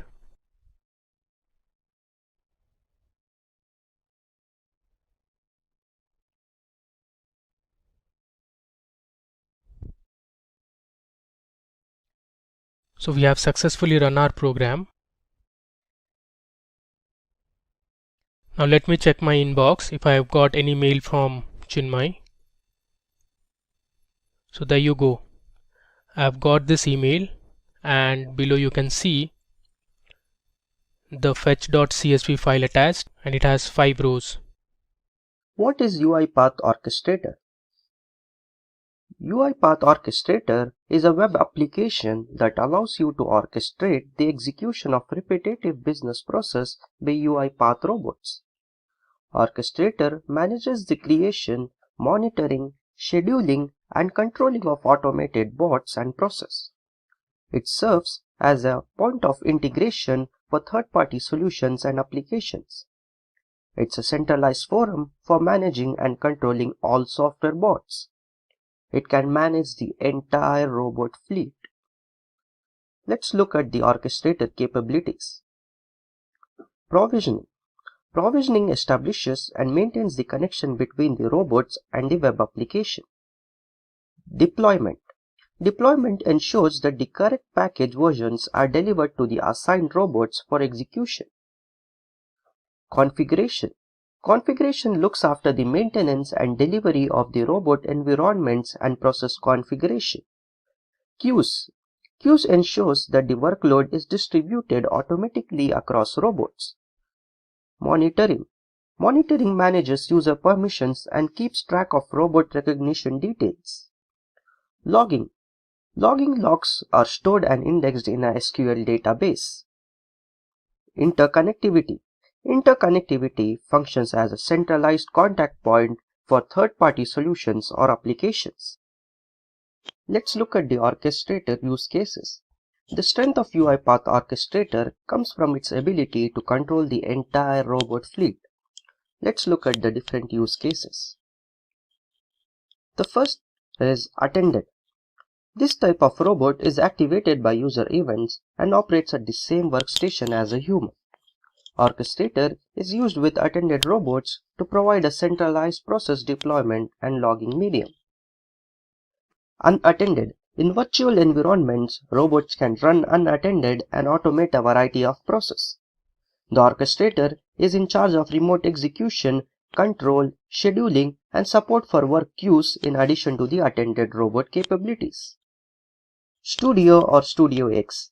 They have unattended robot capabilities, but it should only be used to connect your Studio or Studio X to the orchestrator for creation purposes. Non-production. Robots are similar to unattended robots, but they can only be used for research and development. Attended, unattended, non-production, Studio, and Studio X robots can all be operated from a single location. Let's look at the Orchestrator user interface. Dashboard enables us to see charts and statistics illustrating usage information for all the Orchestrator components like process, assets, queues, schedules, robots, jobs, and transactions. Let's look at the tenant context. To view and control the tenant level entities in your orchestrator, pick tenant from the sidebar menu. With only one instance of the orchestrator, multi-tenancy allows you to isolate data. These features help you to automate various departments within your organization, while also ensuring that orchestrator data is approved according to your preferences. Please bear in mind that all of the information is contained in the same database. Let's look at the components one by one. Robots. A robot is an execution host that runs UiPath Studio process. You can add robots, edit them, display their status and license state, adjust the environment they are assigned to, and change their runtime settings on the Robots tab. You can also see the logs that a single robot has created. Process can be downloaded and executed automatically by robots using custom settings. While building or editing a robot, you can configure automatic process downloading, logging level, font smoothing, and resolution in the Settings tab. Folders. Folders give you a fine-grained control over automation and their associated organizations, as well as staff through the entire organization. In the orchestrator, there are two types of folders, classic and modern. Classic folders functionality is allowed by default, while modern folders functionality must be enabled by the host or the tenant administrator. Users.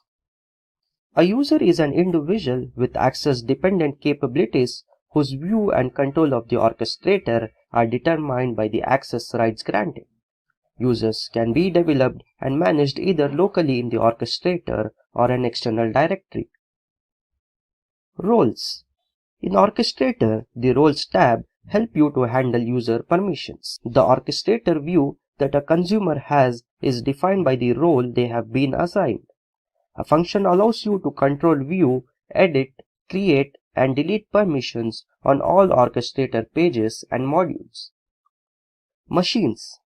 A machine page allows you to provision and control machines in preparation for registering robots with the orchestrator.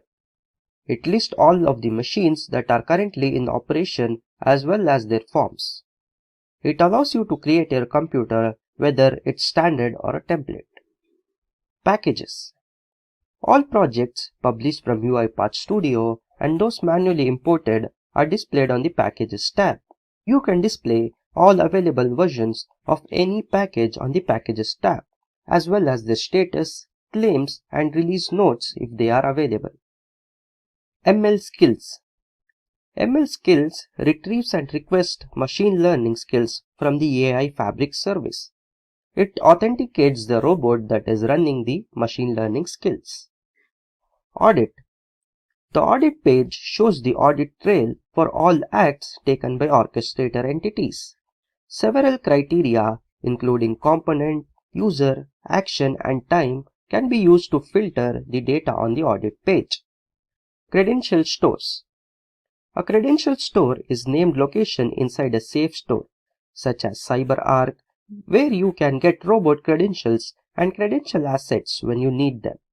At the tenant stage, Orchestrator encourages the users of several credential stores. Webhooks. Webhooks make it easier to integrate your UiPath automation with the rest of your app ecosystem. You can subscribe to the Orchestrator events and have them sent to the external DCM, BPM, or CRM solutions to notify various users about the new queue items that can be processed, cause failures, or process updates. License. Robot licensing is available both at the host and the tenant level in the Orchestrator on the license list. This enables you to shorten your deployment time and handle activation from a single location. Within a single click, you can trigger, renew, delete, and delegate licenses. Alerts. Notifications for robots, queue objects, triggers, tasks, procedures, and activities are shown on the Alerts tab. You will receive updates from all of your folders on this tab, and you will not be able to choose more granular options. Alerts are sent in real time and can be categorized as info, success, warn, error, or fatal. Settings. You can adjust various settings on the Setting tab, including the time zone, email warning information, account information, package feeds, and interactive authentication. Now let us look with respect to the folder context. From the sidebar menu, pick any available folder to view and control the entities within that folder. Automations contains the following tabs: Process, Jobs, Triggers, and Logs. The process page allows you to build new process from uploaded packages, manage existing process, and keep all of your process up to date with the latest package versions. This allows you to spread packages through the entire organization users and robots and execute process more quickly from the jobs task. Jobs. On an UiPath robot, a job represents the execution of a procedure. The execution of a job can be started in either attended or unattended mode. On attended robots, you can't run a job from the Orchestrator, and they can't run under a locked computer. Triggers. Triggers allow you to run jobs in a predefined sequence, at predetermined intervals, and if a new products are added to your queues. Logs. The logs page shows you all of the robot logs in all of the folders you have access to. To access the Logs tab, you must have view permission on the logs. Logs are kept in the local database if the Orchestrator is inaccessible. Monitoring. Monitoring contains the following tabs: Machines, Process, Queues, and SLA. Machines displays information about all the existing runtimes on an aggregate basis and allows you to check the overall health of each runtime. Process. The process page allows you to build new process from the uploaded packages, managing existing process and keep all of your process up to date. Queues. A queue is a storage container that can accommodate an infinite number of objects. Multiple types of data, such as invoice information or customer information, may be stored in queue objects. Other systems such as SAP or Salesforce can be used to process this data. By default, the data stored in and output from the queue items is in free form. SLA displays SLA and risk SLA information for all queues in the current folder with SLA predictions allowed. This allows you to determine if the newly added queue items will be processed on time, and if so, what resources you will need to devote to ensure that their SLA is not violated. When the SLA is in danger of not being reached, you will be adequately informed so that you can make the required changes. Queues. Queues contains the following tabs: Queues and Review Request. In the Queues pages, click on the Review Request tab to show revision request. The page shows items in different queues that have been allocated for revision. Assets. Assets are usually shared variables or credentials that can be used through several automation projects. They allow you to store unique information that the robots can easily access. Storage buckets. RPA developers may use storage buckets to provide a per-folder storage solution when building automation projects. The storage buckets page shows you your current bucket configuration and allows you to build as many new storage buckets as you need. Testing. Testing contains the following tabs: test sets, test cases, test execution, test schedules, and test data queues. Test set. A test set is a collection of any number of individual test cases, each intended to serve a specific function. The test sets page lists of you currently available test sets and allows you to build new tests, updating existing ones and run them. Test cases. The test cases page shows all of your test cases from all of your projects and app versions in one place. These are the test cases that are used in and to make up your test sets. Test executions. Your previously executed test sets and their information are shown on the Test Execution tab, since test sets are often subject to change. Test executions act as an immutable record of any given test set's execution at a given point in time. Test schedules allow you to run tests at predetermined intervals and in a scheduled manner. Test data queues. Using test data queues, you can store and manage your test data. The test data queue serves as a container for queue items that are ready to be consumed via various activities. The test data queue items are uploaded or deleted based on the first in, first out concept. Action catalogs. Task catalogs are task containers that allow you to categorize your task using a variety of criteria. The catalog where a task is stored is defined when the task is created using Studio's build type task operation. In Orchestrator, the catalog must be specified first. If you mention a catalog that has not been generated in Orchestrator, the task is created in Orchestrator without a catalog. Settings. Setting contains two tabs: permissions and machine. Permission. A user is an individual with access-dependent capabilities, whose view and control of the orchestrator are determined by the roles assigned to them. Users may be installed locally in the orchestrator or an external directory. Machines. You can use the machines page to provision and manage system entities, which you can then use to bind UiPath robots to the orchestrator. It lists all of the machines that are currently in use, as well as their types. Machines are global tools, which means they can be accessed from any folder. Let's look at the demo. In this demo, we will see how to connect UiPath robot with the orchestrator, how to run workflow using the orchestrator. Let's go to the browser. In the browser, enter platform.uipath.com. This will take you to the uipath.com website. If you have already an account, sign in, enter the password, click on sign in. Meanwhile, open the UiPath Assistant. So this is the UiPath Assistant. So UiPath robot is a kind of representative which runs the workflow. So we create a workflow in the UiPath Studio, then we upload it on the cloud orchestrator, then we configure different robots to run this workflow. Now that we have logged in to the orchestrator, go to the admin. So you need to click here to add tenant. For the UiPath Community Free Edition, you can add only one tenant. So I have already created a tenant, so this option is disabled for me. So when you click on the add tenant for the first time, the tenant window will be displayed. Then fill the tenant name, password and confirm the password. And it will ask you for name, surname and email address, which is optional. So after filling the details, click on provision. The tenant and the tenant admin are created and displayed in the tenants page. So as you can see, the tenant is created. There is an option here, users and groups. You can go to the users and you can see the different users. So this is my user, this is me. Now you can go to the groups and see the different groups allocated and their licenses. So now that we have created a tenant, I have named the tenant as admin.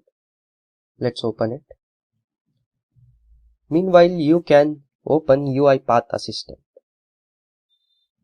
Open UiPath Assistant. This is the UiPath robot. There are two different ways to connect a robot to the orchestrator. One is signing in the UiPath Assistant. It will get the token from the UiPath orchestrator by user authentication, and it will directly connect machine and the robot. And the other way is to manually connect. So we'll sign in.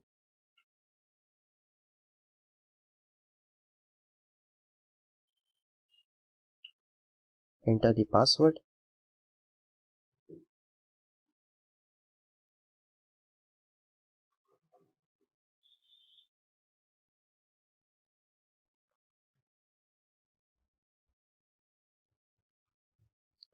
Now you can see here, robot is connected to the orchestrator. So when you sign in, the robot will get connected to the orchestrator. You can go here in the preferences, go to the orchestrator settings, and you can see here connected and licensed. So let's go to the orchestrator. In the orchestrator, go to the tenant context, and here you can see the robot is connected. It's enabled. If you go to the machines, you can see the machine is also connected. So you can see here there is an unattended robot here. So to get this unattended robot, what you have to do is go to the users, select the user which you are using. This is my username. Go to edit,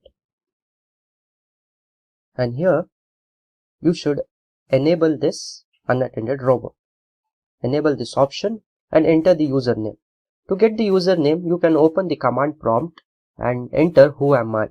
So you will get the username, copy paste the username, enter the password and click on update, and the unattended robot will get created. So that is how you create the unattended robot. Now that we have connected robot to the orchestrator, let's open the UiPath Studio. We'll create a workflow and then we'll run it using the robot.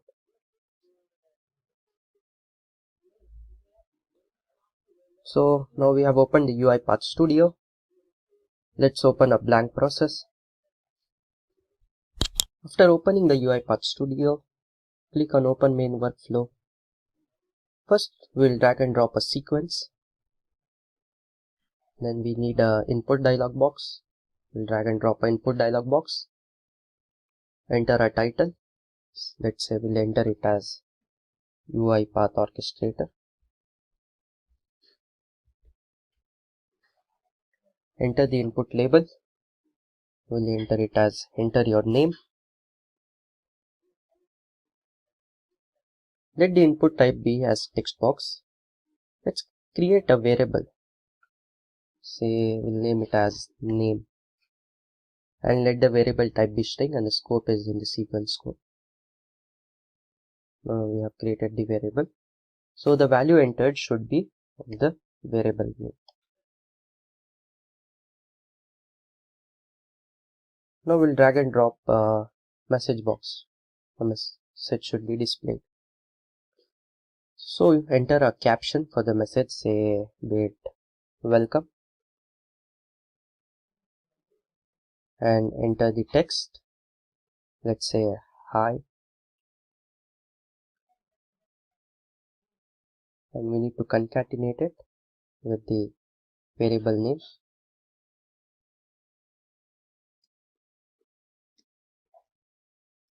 We'll say thanks for watching this video.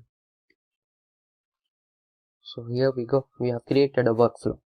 Now we need to publish this in the orchestrator. So you can see an option here called publish. Click on the publish button. So you can see the package name, the version, the new version, and all the other things. Click on the publish button. So the workflow is successfully published. So the name is blank process 3 and version is 1.0.16. So let's go to the Orchestrator. In Orchestrator, go to the My Workflow folder context. In this, go to My Packages. If you go here, you can see, refresh it. So here you can see blank process 3, the process what we did now. It was published 3 minutes ago. Let's go to the process, and the version what we published was 1.0.16. So the name was blank process 3. Let's start the job. You can change the job priority. We'll keep it as normal. The other things is default, the process name and the job type. Let execute this process one time. Click on start. As you can see, command sent for blank process 3. So here you can see it is getting run. Here you can see it is asking for UiPath Orchestrator. What we entered the title and enter your name. Let's enter some name, say Sam. We'll click OK. So hi Sam, thanks for watching this video. Here you go, the message is being displayed. Like normally in UiPath Studio, we click on the run button and run the workflow, but here we have published it in the Orchestrator, and through the Orchestrator, through the robot, we are running it and the message is displayed. What is framework and its purpose? The framework is intended to serve as a blueprint for users to create processes that provide at a bare minimum a way to store, interpret, and easily change project configuration data, as well as robot exception handling scheme and event logging for all exceptions and related transaction information. The system logs messages at each relevant stage in the process of resolving a business transaction and sends those logs to the Orchestrator server. This in turn can be linked to the ELK stack, which is Elasticsearch, Logstack, and Kibana platform, which allows for data storage and a variety of different ways to represent the data. The purpose of our framework is to resolve a set of business transactions. A transaction is a small amount of data and the steps needed to process it to complete a segment of business process. A process that reads a single email from a mailbox and extracts data from it is a good example. What is a business process? The sum of actions by which the data required for a series of transactions is collected, processed, and input into or out of an IT resource is referred to as a business process. We can classify business process into 3 groups based on the steps involved and how they are repeated. Linear. The steps of linear process are only done once, and if different data needs to be processed, the automation must be run again.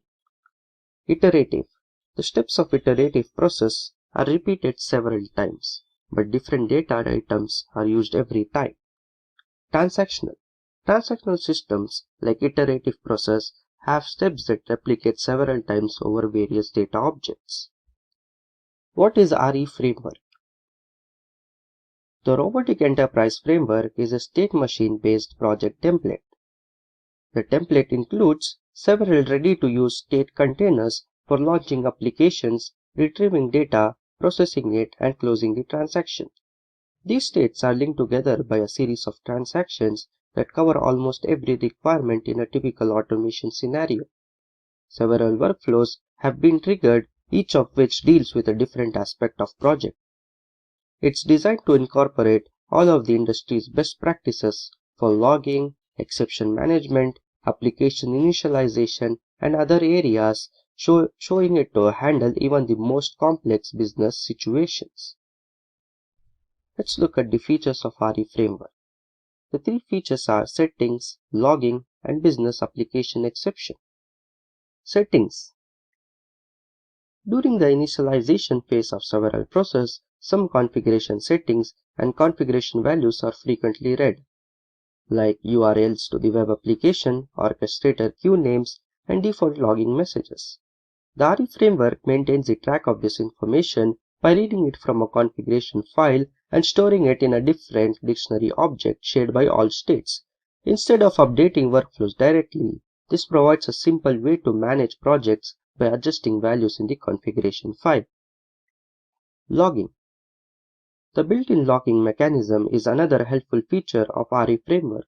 The majority of system workflows use log message activities to output information about what is happening at each stage of execution.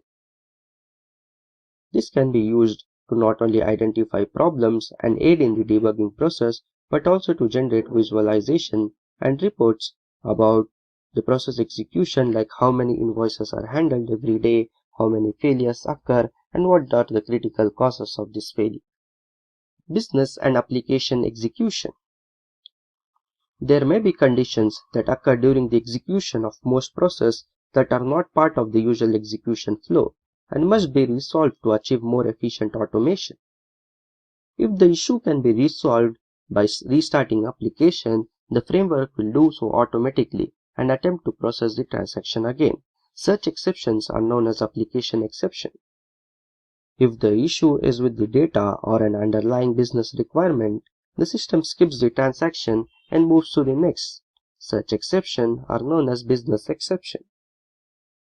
Let's look at the RE framework architecture. The RE framework is implemented as a state machine, which is a form of workflow with two advantageous characteristics: states and transitions. Actions to be taken in response to the stated input are described by states. Transitions that switch the execution from one state to another based on the results of the state.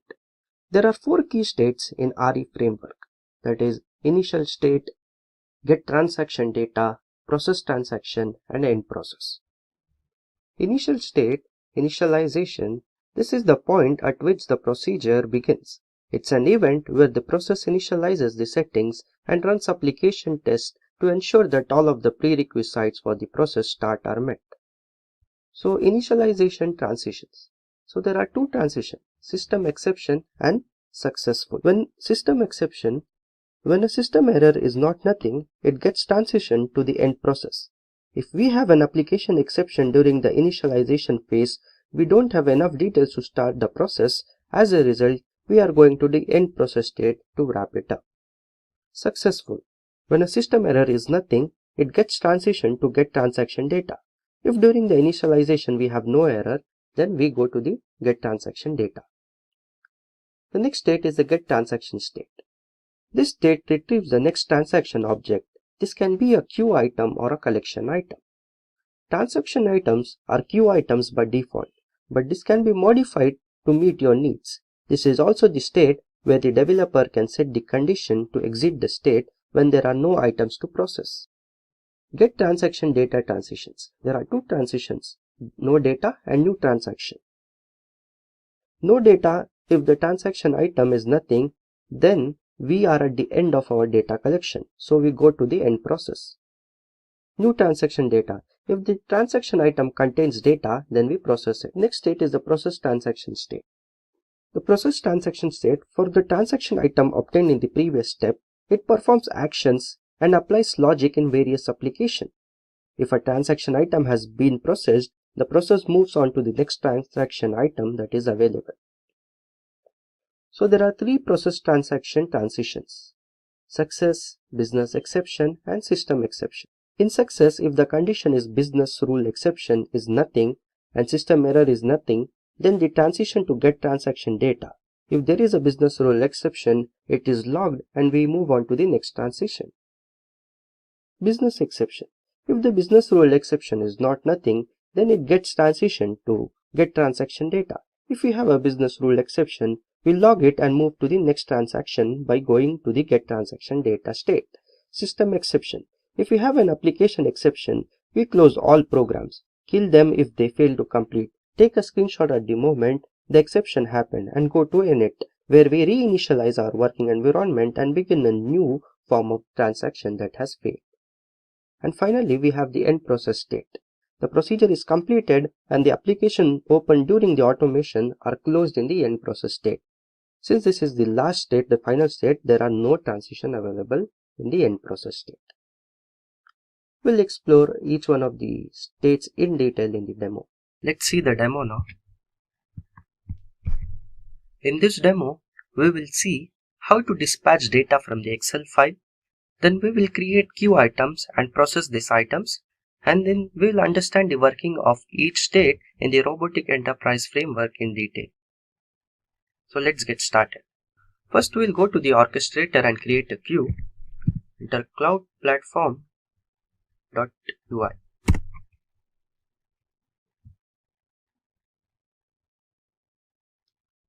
Sign up, then go to the Orchestrator, the tenant which you have created.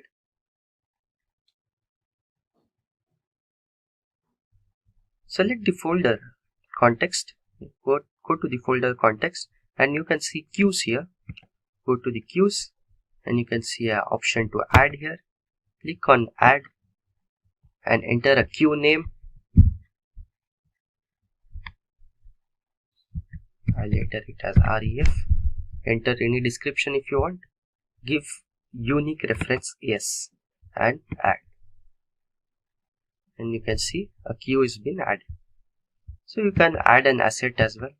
To add an asset, you can go to add, click here add, and enter the asset name.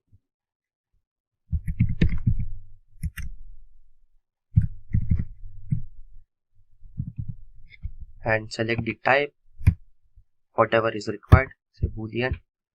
Let by default be it as false. Then create. So this is how you create an asset. So let's go to the UiPath Studio.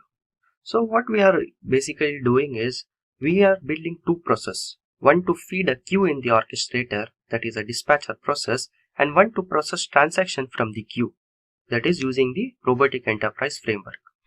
So in dispatcher process, what we do is we get entries from an Excel file and add them as a queue items in the orchestrator. We have already created a queue. We started project as a sequence and added a try catch. We started with the sequence, added a try catch activity in the try block.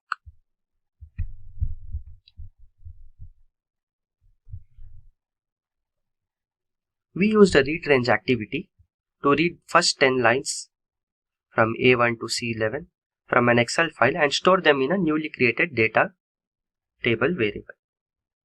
We used for each row to loop through the rows of the data table variable and add each of them in a queue using the add queue item activity.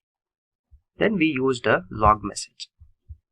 We used log message activity to log the fact that the dispatching process was successful. That is how we created the dispatcher process. Now we'll create a performer using robotic enterprise framework. What it does is it gets items from the queue and processes them. So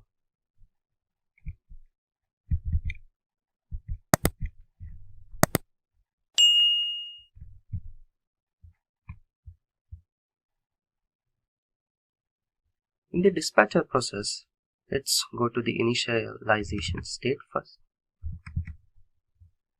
So we'll understand initialization state in detail. So the entire init block is kept inside the try catch. If you go to the documents here, and if you go to the data folder, you can see a config file here.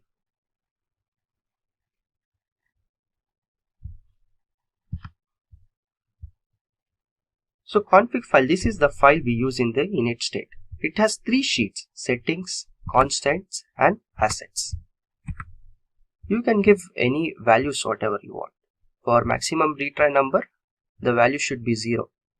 When you're working with the orchestrator queues, the value should be 0. So this config file is stored in the data folder. And it has three sheets: settings, constants, and assets. This is the queue name, process ABC queue. So let's get back to the framework.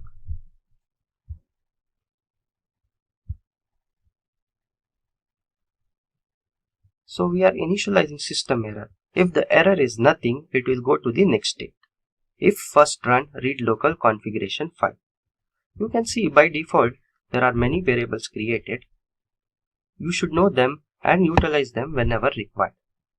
The config variable, the value type is dictionary type. Config is nothing. If you go here, you can see here config is nothing. Initially there is no value, so initially config is nothing. Then it will invoke init all settings workflow. Let's open this first run. So it will invoke init all settings workflow. To see this workflow, click on open workflow. It has three arguments. In config file, in config sheets, and out config. This is of type string, and out config is of type dictionary. And direction, this is both are input and this is out. Let's open the workflow and understand. So basically what this workflow does is, this workflow outputs a setting dictionary with a key value pairs to be used in the project. Settings are referred from the local config file and then fetched from the orchestrator assets. Assets will override the config file settings. Init all settings workflow invoke to initialize all settings and data for application and process used. In this part, the setting constant and assets in the config file from the data folder are read in the initialize all settings. So let's go back. If the orchestrator queue name from the configuration file in the argument case is specified, then it provides a backward compatibility. Next we have invoke kill process. If we go to the arguments here, we can see the orchestrator queue name. You can assign a queue name here if you have created a queue. So invoke kill process. Next we have invoke kill process. It is a logging activity called killing process. Depending on the project, you can add activity. It is a logging activity called killing process. Depending on the project, you can add activities. Add log fields. In add log fields, if you want to add any details in the log file, then you can do it using all log fields. Init all applications. In this workflow, invoke to open apps and check the status, credentials, and so on. And that there are two transitions in this. When it is successful, it gets transition to get transaction data. When there is a system exception, it goes to the end process. So in short, what initialization state does is, at the end of this workflow, that is the initialization state, it reads the config file and stores the key and value inside the dictionary. That is the out config. Out config dictionary variable has all config Excel file data. Let's see the get transaction data.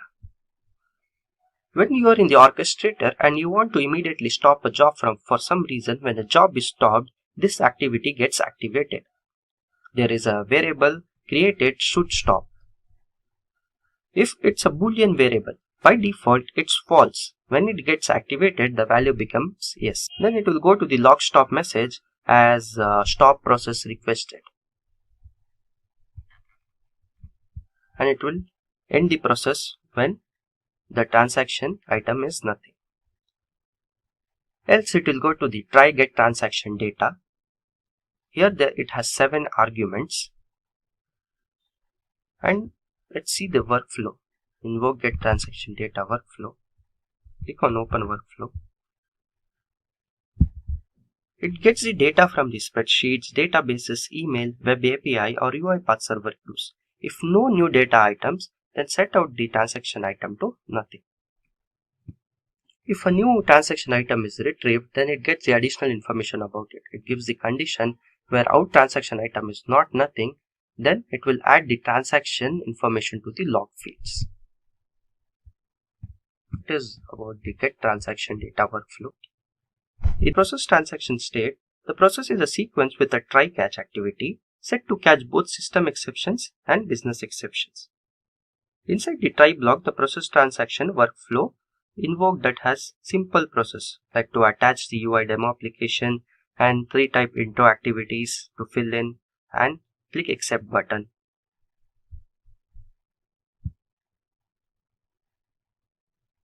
And if you look at the transitions, it has 3 transitions: system exception, whose destination is the initialization state; business exception, it goes back to the get transaction data; and success, it goes to the get transaction data. Finally, the end process state where the application is closed. What is web automation? The concept of allowing software robots to do predefined actions, activities, and procedures on a web browser or an online application is known as web automation. Web automation can help with the operations like form filling, screen scraping, data extraction, and transfer across apps, websites, and testing and periodic report preparation. Features of web automation in UiPath. UiPath is compatible with all webs. It is compatible with HTML, Ajax, Java, Silverlight, and PDF. Automated data entry. Data entry from an Excel spreadsheet to website can be automated in UiPath. It provides simple web testing. Without any programming knowledge, UiPath helps in designing a valid test. No coding is required. We can create automation with a simple to use graphical workflow designer. Playback precision. UiPath provides 100% playback precision. Web automation can be done regardless of the browser version, screen position, or size. How does web automation work in UiPath? A built-in recorder in UiPath Web Automation can read and implement web-based activities. It uses attributes to identify web items and manipulates them accurately while keeping up with page changes. It can be used with any website, no matter how sophisticated, and can be installed remotely through the network. The graphical workflow editor is simple to use and does not require any coding knowledge. It's something that any user with no programming experience can do. You save time and money by automating web-based workflows with UiPath. Let's look at the demo. So in this demo, we will scrape data from the Simplilearn's website. We'll go to Simplilearn's website. So consider a scenario where a customer wants to know details about a particular course. Suppose if I want to know all the UiPath related resources that are present on the website. So I'll search as UiPath and I'll select all free resources that are available on the website. So here you can see there are 27 results, 27 free resources available on the Simplilearn's website. So I'll scrape all of this data. So using data scraping option in UiPath, I'll scrape the resource name along with the type, whether it's an article or video tutorial, and along with that I'll scrape the URL. So I'll scrape all these three things and copy it in an Excel sheet, and the Excel sheet over an mail I'll send it to the customer. So let's get started. So let's jump into UiPath Studio and get started with the demo. So let's create a new flowchart. We'll name the flowchart as Web Automation, since we are showing this demo under Web Automation. So a new flowchart is created. So in this flowchart, we will drag and drop a sequence activity.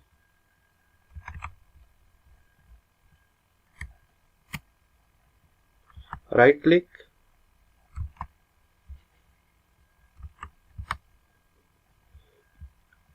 and select as set as start node. So open the sequence and drag and drop an open browser activity. In the open browser activity, select the browser type. Select whichever browser you want. I'll select Chrome. And one more thing you need to do is go to Home, go to Tools, and install the UiPath extensions. Click on Chrome, and if you want to continue installing UiPath extension for Chrome, please close all your Chrome process. Then click on OK. So then click on OK, and your UiPath extension for Chrome will get installed. So since I have already installed, I'll click on Cancel.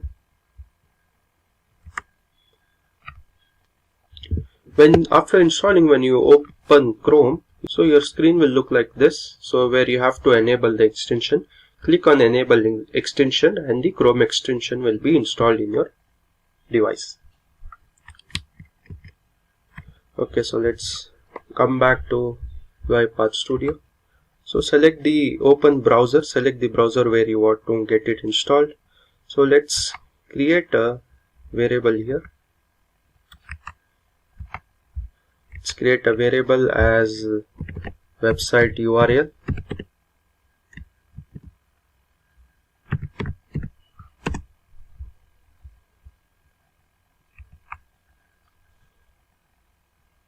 Let's go to variable and enter the URL. So let's go to the Simplilearn's website and copy the URL.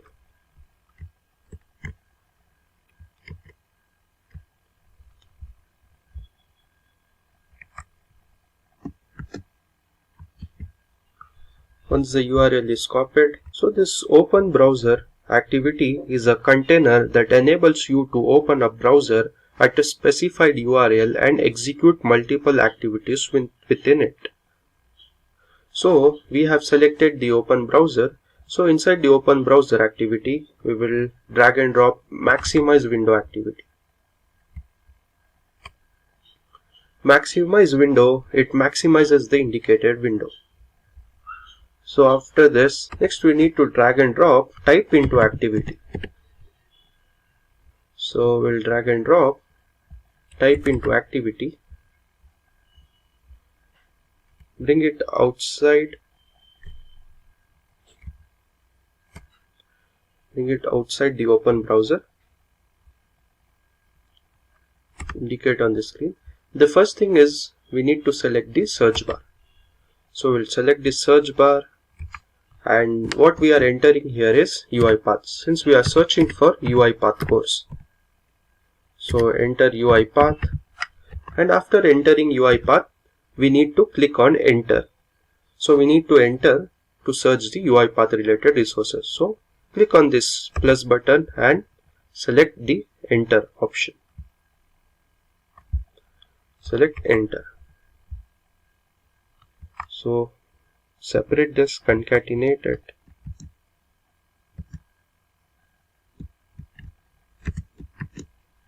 Okay, so this is done. So once in the browser, after entering UiPath, the next thing we need to do is click on this free resources. Click on this all option, check this box. So for that, what we have to do is search for click option, click activity, and select this click activity. Indicate on screen and select this click. So this is done. Next thing what we need to do is, when we click here on all, we find 27 results. So when we do it automatically, when the bot does this, when the robot does this thing, it does not go down and refresh all the results. What it does is, when it opens this page, without loading the below results, how much our results are available, some 10 results, it will copy only those 10 results. It will not refresh and copy the results which are below. So for that, what we have to do is, we will go to UiPath Studio, we will select, drag and drop one more type into activity, and will indicate on screen. We'll scroll down till the bottom and we'll simply select this blank screen, just because, so that every time the robot comes into this page, it goes till the bottom and copies all the results. That is why we select simply a blank screen here, and it is showing an error. We have to enter something here. So we'll select a command, say, since we are scrolling it down, we'll select down, and this much is done. So go back to the flowchart which we had created automation, and we'll drag and drop a new sequence. So till here it's done, where we are opening the Simplilearn's website and searching for UiPath. Next, what we'll do is, we will scrape the data. So we'll rename it as data scraping.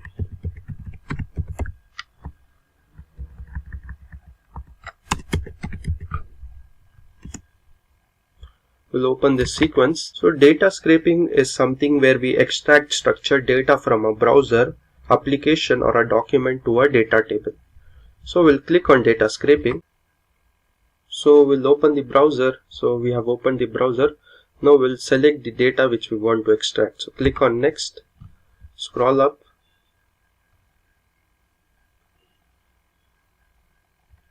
So first we'll select the resource name.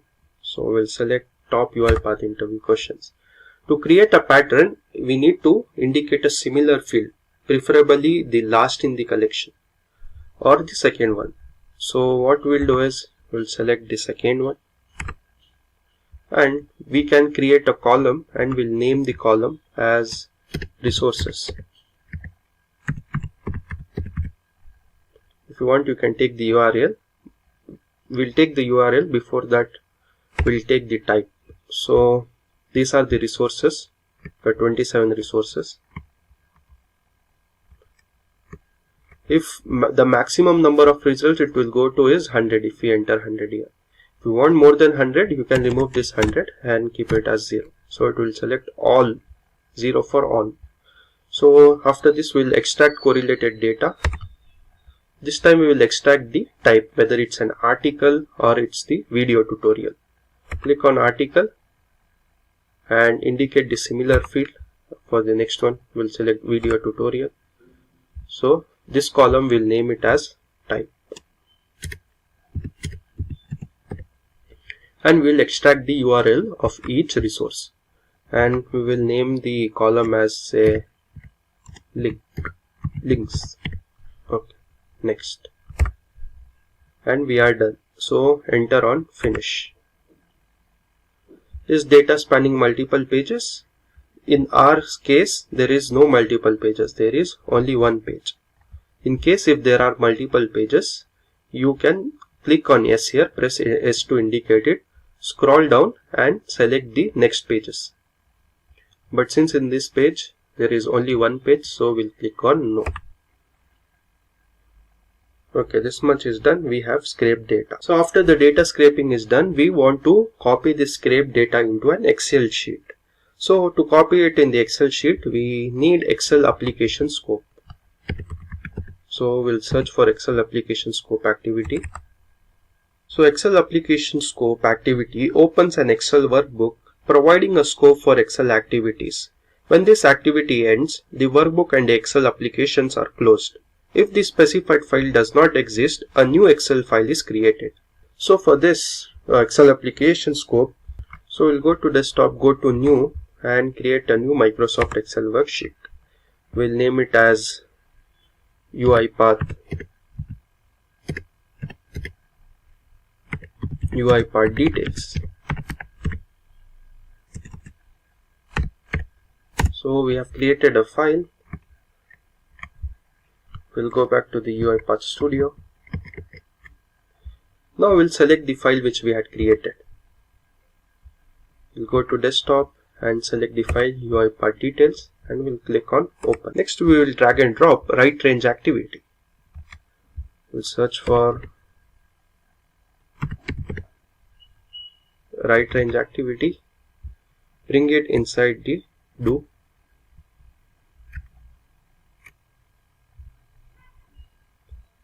and by default it is sheet 1 and A1. So right range activity writes the data from a data table in a spreadsheet starting from the cell. If the starting cell isn't specified, the writing begins at A1 cell. So once that is done, now we need to enter the variable, that is extract data table variable, which we extracted here. That is this variable, extract data table. We need to enter this variable. Go here and search for extract data table variable. So this much is done. We have scraped data from the Simplilearn's website. Then using the Excel application scope, we have written the data in the Excel sheet. So let's run till here and see whether it's scraping the data and writing in the Excel sheet. So we'll save it and click on run. So let's see. We'll close this. Here you can see it's opening the Simplilearn's website, entering UiPath.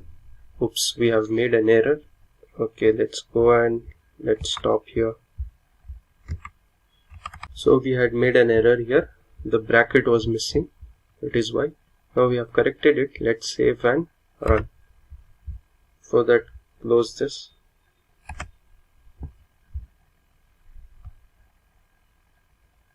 It's opening the Simplilearn's website. It will enter UiPath, select all the free resources, then it will copy this in the Excel sheet. You can see it's copying.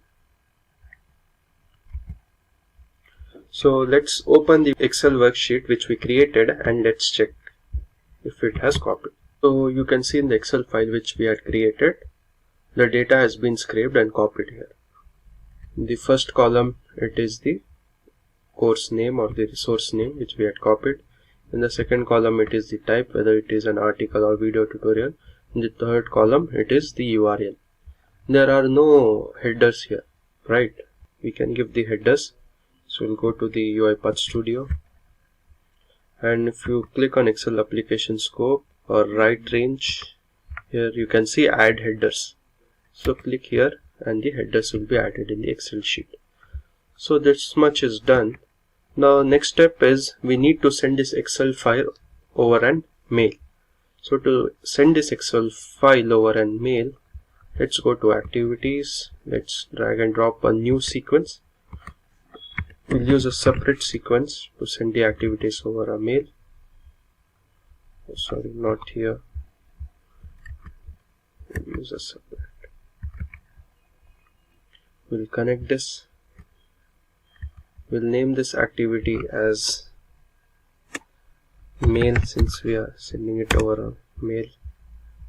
Open this sequence.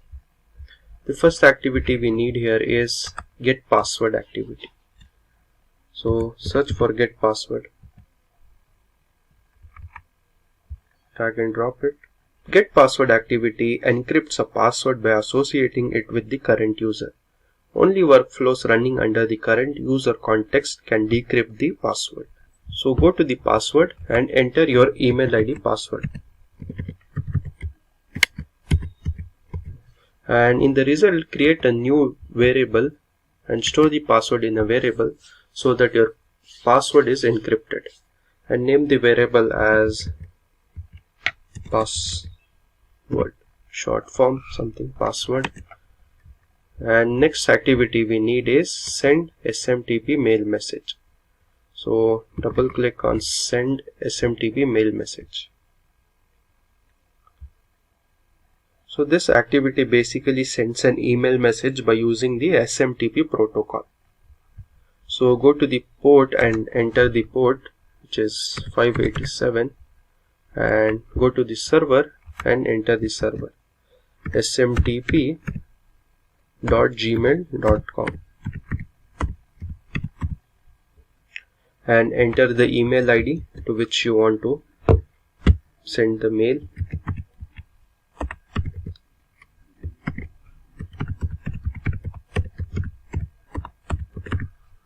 Enter the password variable which we had created, enter that, and enter the email ID here as well.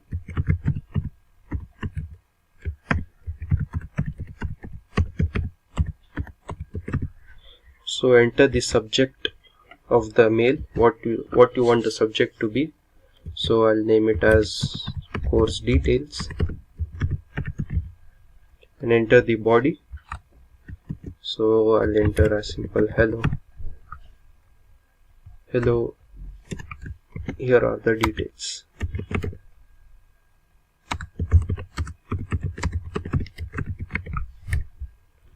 Okay. So there is a prerequisite for this. You have to receive or to send an email, you have to go to your Google account, that is the email account security option, and there you have to turn on secured access. Go to the option called secured access and turn it on. Okay, next we need to attach the file which we want to send it over an mail. Attach the file in which we had scraped the data from the Simplilearn's website. So let's go to web automation, the previous sequence, and copy the file path from the Excel application scope. So we'll copy this file path and go back. In the attach file, we will paste this path. Remove one double quote. Okay, click on OK. Next, we'll drag and drop a message box just for like our reference to show a message so that the process is completed. So we'll enter a simple message in the message box like the course details have been mailed successfully. So let me correct the spelling. Details. Okay.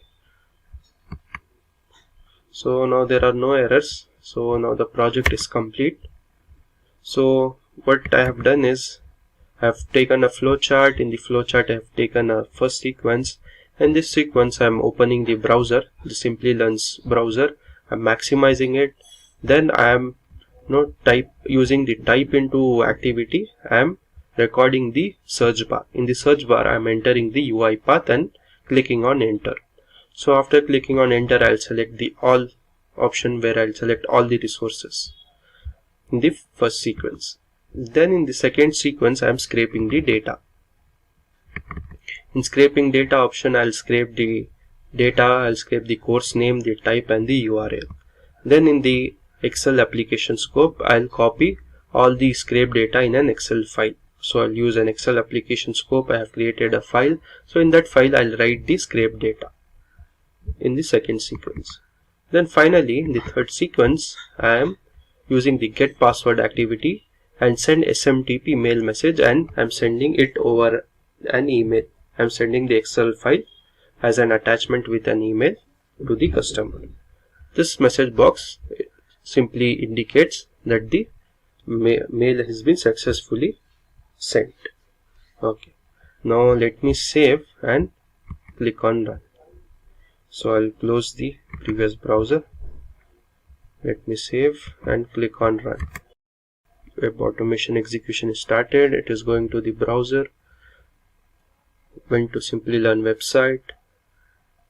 Search for UiPath. Click on all resources. And it's copying the resources in an Excel sheet. After copying the resource in an Excel sheet, it is sending over an email. So it has sent over an email and the message has been displayed that the course details have been successfully mailed. Let me go to my email inbox and check whether I have received it. So let me click on course details have been mailed successfully. Let me refresh. And here you can see I have received the mail. Let me open this file. So here you can see I have received the file, which consists of resources, the type and the link. What is Excel automation? Excel automation is a task automation involving Excel files. Studio X enables the creation of automation project involving various types of data from an Excel file using various specialized activities. To create an Excel automation, we must use Excel file resource when creating a new project that includes Excel. An Excel file must be specified within it so that all of the subsequent actions can access the data contained within that file. Why use an Excel automation? UiPath allows you to automate Excel in various ways such as Excel application scope activities and workbook activities. Excel automation simplifies your application by performing tasks such as formatting cells, updating values, and running macros automatically. Excel tasks in automated process can also be integrated with several other functions across the enterprise using an RPA solution. The benefit of Excel automation in general is that it can save people many hours spent manually completing tasks. Advantages of Excel automation. Productivity. Excel automation provides higher production rates and increased productivity. Efficiency. Some of the functions of Excel can easily create automated tasks and custom logic with functions like macros. Macros are an excellent way to save time on predictable, repetitive tasks. Hence, Excel automation is efficient. Better product quality. Excel automation improves quality in several ways. including eliminating human error, increasing consistency and accuracy, the ability to create more complex projects, and the detection of mistakes along the way. Improved safety. Excel allows you to protect your work, whether it's to prevent someone from opening a workbook without a password, to grant read-only access to a workbook, or to simply preserve a worksheet so you don't delete any data. Reduced labor. Excel automation will perform all the repetitive tasks more accurately and productively than humans, thus reduces labor. Reduced lead time. A lead time is the amount of time that elapses between the start and finish of a process. Excel automation reduces the lead time.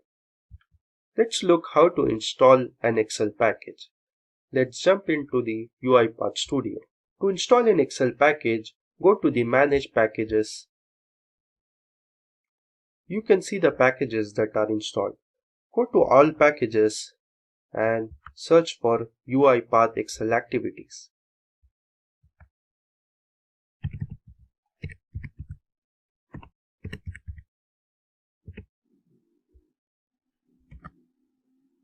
By default, an updated version will be installed. If the Excel package is not installed, you can install it from here. So in my device, this activity is already installed. This is the place from where you can install any activities or any packages. Let's see some of the commonly used Excel activities. These are some of the commonly used Excel activities: read range, select range, save workbook, autofill range, copy paste range, insert and delete columns. So inserting a column at the specified location in a sheet or a table or a range. And to delete a column, you can delete it from a specified range or the table. There are filters, filter table. So what filters does is, you can use the filter action to create a filter in a range table or a sheet based on the values in a single column. We also have VLOOKUP. VLOOKUP, which stands for vertical lookup, is an Excel feature that when enabled, searches and retrieves data from a specified column. We will explore all of these activities in the demo section in detail. Let's look at the demo. In this demo, we have an Excel sheet that has a record of COVID cases in 5 states of India in 2021. So we will create an Excel automation to represent the number of cases in charts. It's easy to understand looking at the charts rather than looking at the huge numbers. Then we will upload the file on the drive. So let's jump into the UiPath Studio and get started. This is the Excel file which I have created. It has all the number of cases in these 5 states in the year 2021, in the month of Jan, Feb, March and April. All this record I have taken it from a website called prsindia.org. So I have 2 sheets, sheet 1 and sheet 2. So let's jump into the UiPath Studio. To start off with the demo, we need to have the 3 packages installed. One is the UiPath Excel Activities package. The other one is UiPath gsuite.activities. This package is used for drive, to upload on the drive. Then the other package is Balareva Excel Activities. This package is used for bar graph and pie chart. So after installing these 3 packages, we'll get started. So let's create a new sequence. Name it as sequence 2. So first we'll drag and drop an Excel application scope. So Excel application scope, what it does is it opens an Excel workbook and sets the scope for Excel activities. When this activity is completed, the specified workbook and the Excel application are closed. When the workbook application variable is specified in the output workbook activities field, the spreadsheet is not closed. After this, drag and drop a create table activity.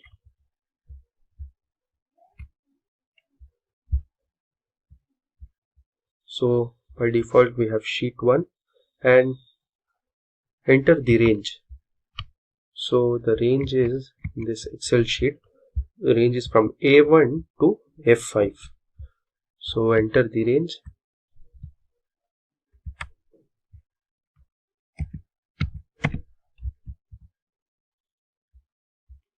For this we need to enter the file path. So we'll select the file. So we have selected the file. We have entered the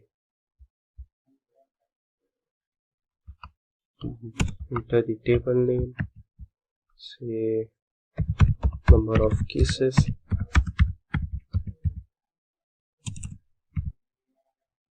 So once this much is done, next we'll drag and drop a bar chart.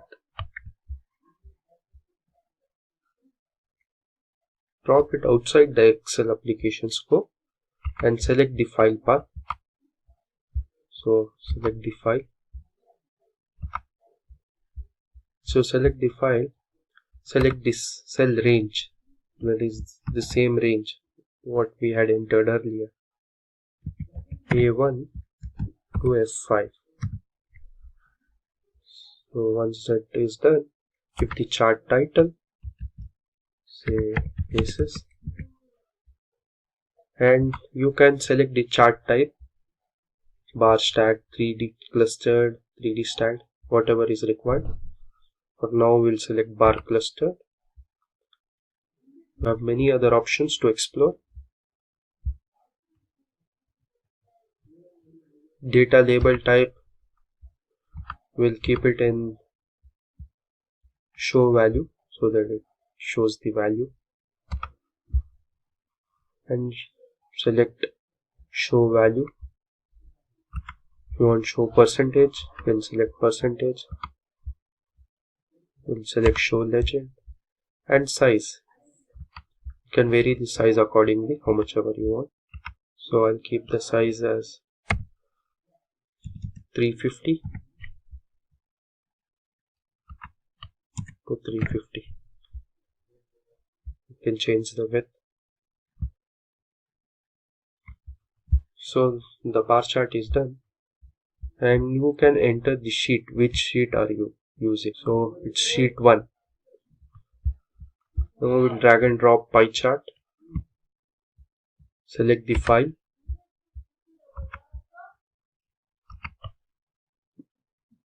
Similarly, enter the options here. Enter the cell range, the same range. A1 is to F5.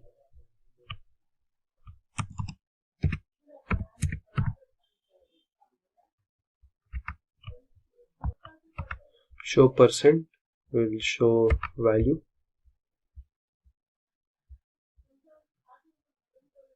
Show legend. Select show value.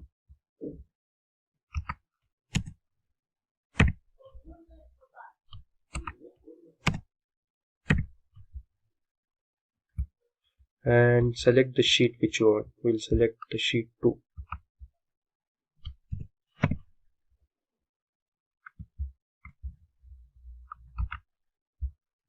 So done. So we have completed till here. Next we need to upload this on the Google Drive. So we'll select this option, upload file. Select the file.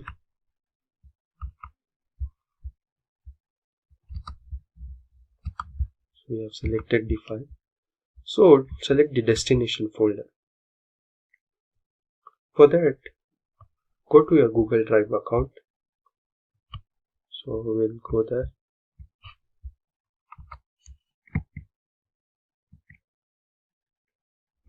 So in my drive, I have created a folder called Excel Automation. So I'll copy this URL till here, not the entire. Copy this and Go to your UiPath Studio and paste it in the destination folder. With the double quotes.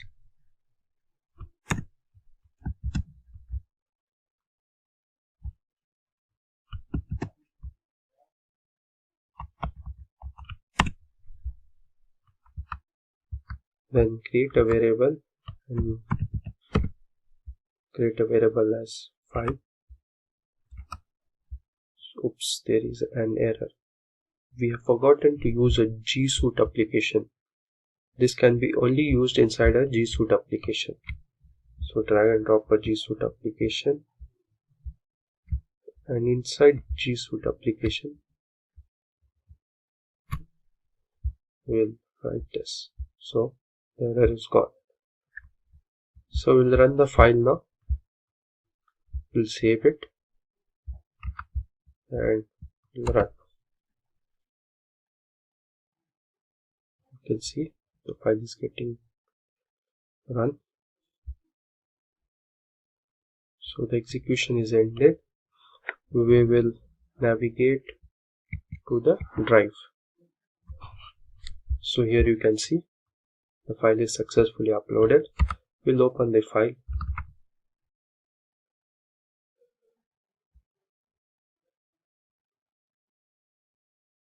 It's working on the graph. Here you go. Here you can see the bar graph for the sheet 1 with the values, number of values, and each state wise.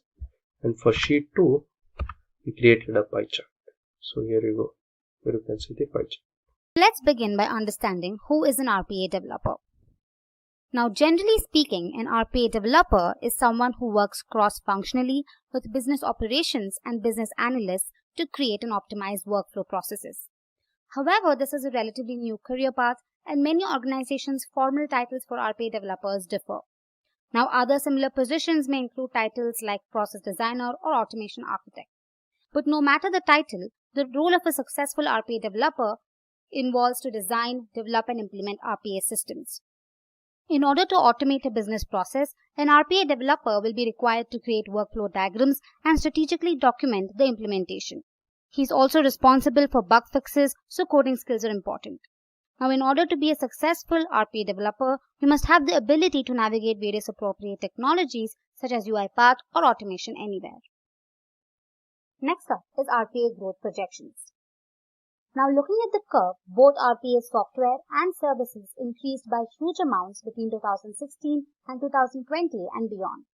According to McKinsey research, knowledge and work automation could have an economic impact of about 5 to 7 trillion US dollars by the year 2025. It will touch more than 230 million knowledge workers, which constitute up to 9% of the global workforce.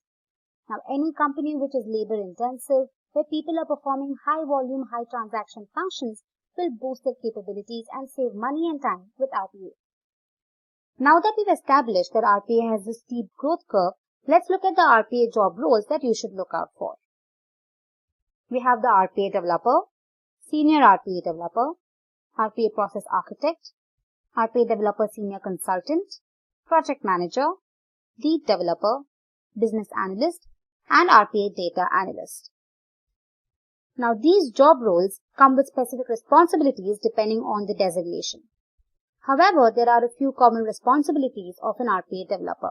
Let's go ahead and check them out. Now, the first one is strategic planning skills. Now, planning is a crucial phase in any development life cycle. The RPA developer, regardless of the designation, should possess the aptitude to ensure strategic planning. Planning includes the design, development, and implementation of RPA systems. This also helps streamline the business. Next up is strong analytical skills. Now, to understand the client's requirements and cater to the needs accordingly is crucial. Analytical skills are also important to predict or identify potential bugs and errors and rectify them. Now, this skill is especially required if you're involved in the overall development. Next, we have strong problem-solving skills. Now, this again is extremely crucial to predict any outages and equip the entire unit to overcome any unforeseen interruptions. From the business perspective as well, problem-solving skills play a significant role in ensuring smooth conduction of tasks. Experience in any programming language such as C, C++, Python, Ruby, Java or .NET is also important. Hands-on experience on RPA tools and cognitive platforms such as Blueprism, Automation Anywhere, UiPath, OpenSpan, etc. is necessary. Communication skills are pivotal for any organization. The developer should be outspoken and articulate any new ideas. He should also be confident to raise concerns and be as transparent as possible. In the long run, this only proves to be helpful to the organization. Lastly, we have exposure to SQL. Now, experience with database, be it SQL or NoSQL, is highly preferred. It's always an added advantage if you have the knowledge about accessing and managing databases. Next up, we have RPA developer salaries. Now, the salaries will differ depending on the location, your experience, and also the designation. Now, in the US, here are the job salaries and the roles. According to Glassdoor, an RPA developer in the US earns around $76,000 per year. An RPA developer senior consultant earns around $99,000 per year. An RPA process architect earns an average salary of $95,000, and a senior RPA developer earns an average salary of $92,000. An RPA project manager earns around $73,000 per annum. An RPA lead developer earns an average salary of $99,000 per annum. An RPA business analyst earns around $68,000 per annum, and a data analyst earns around $62,000 per annum. Moving on to India, the average salary of an RPA developer is around 5,98,000 rupees. That of a senior consultant, a senior RPA developer, and an RPA lead developer is around 14 lakhs per annum. And the average salary of an RPA business analyst is around 5,40,000 rupees. Now let me quickly run you through a sample resume of an RPA developer. Now this is just a template and you can alter it according to your needs. First up is your general information like name, phone number and your email ID. Then you can give a quick description about yourself and your strengths. You can also mention the objective as to why you're applying and what you're looking for in the organization. You can include your LinkedIn profile link and your GitHub link. One look at your LinkedIn profile is enough for anybody to gather all the information necessary. So make sure that it's updated. Moving on, you could mention your experience. Now here you would have to mention the names of your previous organizations along with your designation and the tenure. You could also include your key responsibilities in these organizations.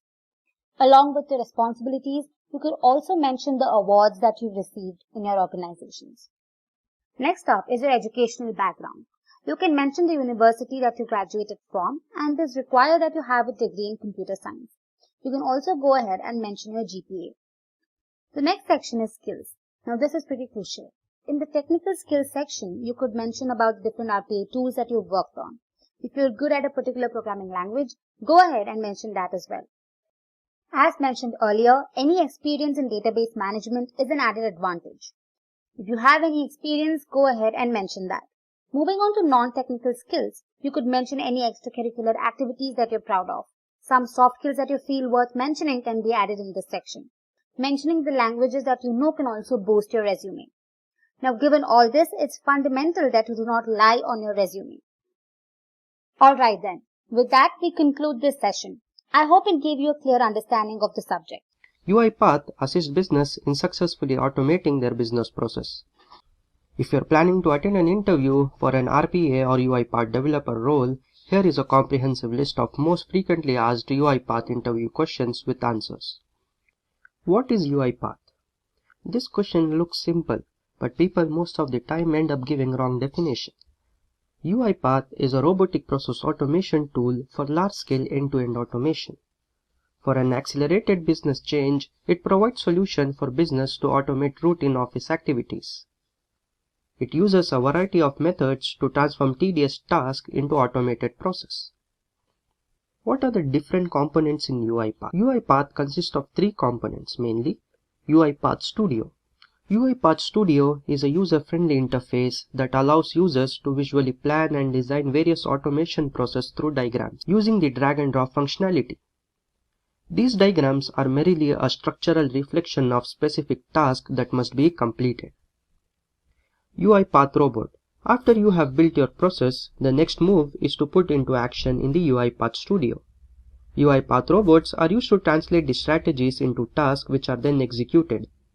These robots are used to assign various tasks and carry them out in the same manner as humans but without human interference. When given an operation occurs on the computer, they program UiPath robots to begin executing tasks automatically. UiPath Orchestrator. The Orchestrator is a web-based application in UiPath. It has features for deploying, monitoring, scheduling, and controlling automated bots and processes. It's a centralized forum for managing and maintaining all software bots. What are the different workflows in UiPath? Sequences. A sequence is a small type of project that is best suited for linear process. It enables developers to transition from one activity to another easily. They can be reused numerous times. Flowchart. It can be used for large or small projects that help in development of complex business and connecting activities in a variety of ways. Flowcharts assist in the presentation of multiple branches of logical operators. State machine. A state machine is a machine that uses a certain number of states for automation during execution. It will only change states if an action is performed on it. Let's look at the next question. What is a UiPath robot? The robot is a UiPath's execution agent, allowing you to run process created in the studio. In order to execute process, robots must be connected to the orchestrator or licensed locally. What are the different components of UiPath robot? Service. The robot service is the primary controller for all operations. It communicates with Studio, the robot agent, and the robot command line interface by an inter-process communication channel to receive and process information. Executor. The robot executor is the component that is directly responsible for process execution. The robot service creates a robot executor instance every time a job is started. Command line interface. The robot command line interface is a console application that starts jobs and waits for their results. UiPath Assistant is a tool designed specifically to improve the user's interaction with our robots from the comfort of their desktop. It is where users can easily access, manage, and run automation with a few clicks. What is the difference between attended and unattended robot? Attended robots are supervised robots that humans operate. They work on the same workstation as a human user and is triggered by user events. Unattended robots. Unattended robots are those that do not require human supervision to perform tasks. They run in virtual environments without human control and can automate any number of processes. What are the features of UiPath? Drag and drop workflow. The UiPath user will develop visual process steps by dragging and dropping related tasks onto the graphical workspace. Then with the user interface properties, they can transform these process steps into a visual workflow. Users may also use the recorder wizard in the UiPath tool to build web-based or application workflow. Record and playback. The user can use this function to record actions and transform them into an automated process series. Inbuilt activities in UiPath. UiPath comes with over 300 built-in activities covering a wide range of process automation and application integrated design tasks. You can find these activities in Activities pane, which covers most design tasks such as data extraction, data entry, and automation. Advanced scraping options. Scraping data from web pages and applications is more accessible with UiPath screen scraping. Furthermore, the data scraping wizard helps in the scraping of data with a repetitive structure. Scraping solution works flawlessly with any program including .NET, Java, Flash, PDF, Legacy, and SAP. High security and robustness. You can create super smart durable robots with UiPath. Visual Canvas, everyone in the company can use these bots. UiPath offers high security auto login functionality to run the bots and operates with a locked screen, allowing automated process to run in complete privacy. What are the different recording options in UiPath? Basic recording. It focuses on automating single tasks and is commonly used to develop each activity's complete selector. Desktop recording. It can be used for a variety of actions as well as application development. Web recording. Web recording is a standard tool for viewing and recording web activities. Citrix recording. It is very widely used for recording stuff like pictures and virtualized environment automation.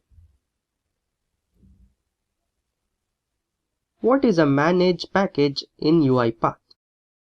The package manager functionality allows to download activities, packages, libraries, frameworks, wrappers, and others and view and update the ones already installed for the project and add and remove it. It displays the list of available packages per feed and a list of dependencies for the current project. The Manage Package windows always opens with the project dependencies list. How to publish a project in UiPath? To publish a project in UiPath, first create a new project. Then in the Design Ribbon tab, click Publish. The Publish window will open. In the Package Properties tab, enter the name for package, then click Next. In the Publish Options tab, select the location where you want to publish your project, and finally, the information dialog box displays. So let's see a demo. How is it done? So let's jump in the UiPath Studio. So here we are in UiPath Studio. Let's open a workflow. I'll drag and drop a simple message box just to show. Enter a message, say, hey. So I have created a simple workflow just to show you how to publish a project in UiPath. So here you can see the publish option. Once you have created the project, go to the ribbon tab and click on the publish. When you click, the publish window opens. Here you can change the package name if you want. You can see the version, new version, package icon, and release notes. So let's click on next. Here you will get the custom URL where you want to publish to. Then click on publish. Here you go. You can see publishing package. So a info dialog box appears. Project published successfully. If you want, you can copy to the clipboard. So this is how the project is published in the UiPath. What is data scraping and screen scraping? Data scraping is the process of extracting structured data from a browser, application, or document and saving it to a database or a .csv file or even an Excel spreadsheet. Screen scraping methods are activities that allow data to be extracted from a specific UI element or document, such as a .pdf file. Explain the different types of automation in UiPath. Excel automation. Excel automation is a useful tool for sorting, deleting, retrieving, and analyzing data.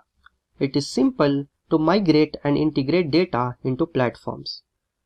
Studio X has a strong integration with Microsoft Excel and ships with several activities that automate Excel tasks.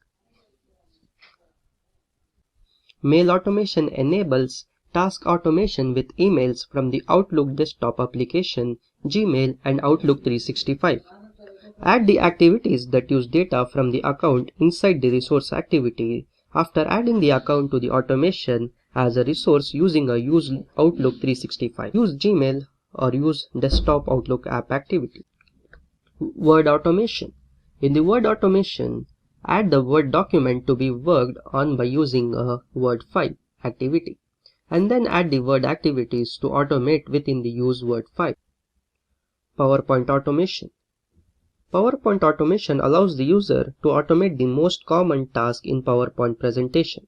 Add the presentation to work with the Use PowerPoint Presentation activity, and then inside the Use PowerPoint Presentation, Add the presentation activities to automate. File automation. It refers to the automation of tasks performed on your computer with files and folders, such as creating, copying, or renaming files and folders. Studio X includes several activities that automate tasks that you perform with files and folders. CSV automation. In CSV automation, add the CSV activities inside the Use Excel file activity, where the Excel file is defined to move data between CSV and Excel. Explain a few read and write activities. Read range. Read range reads the values of an Excel range and stores in a data table variable. Read cell reads the values of an Excel cell and stores in a variable.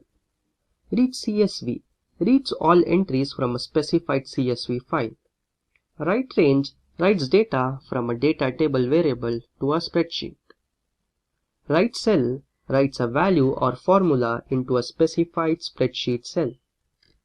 Write CSV overwrites a specified data table to a CSV file.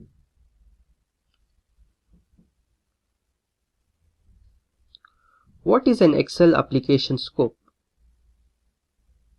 Excel application scope opens an Excel workbook and sets the scope for Excel activities.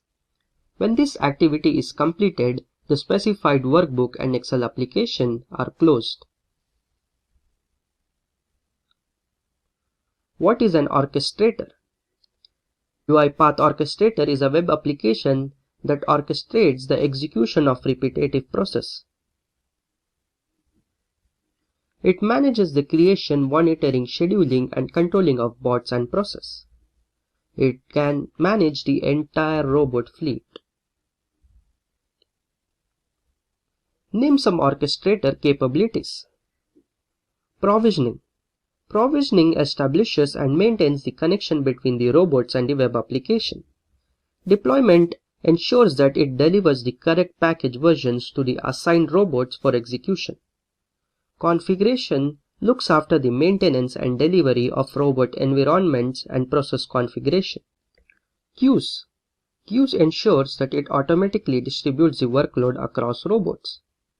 Monitoring manages user permissions and keeps track of robot recognition details. Logging. Logs are stored and indexed in an SQL database. Explain process, job, asset, and queue. The process page allows you to build a new process from uploaded packages, managing existing process, and keep all of your process up to date with the latest package version. Jobs. On an UiPath robot, a job represents the execution of procedure.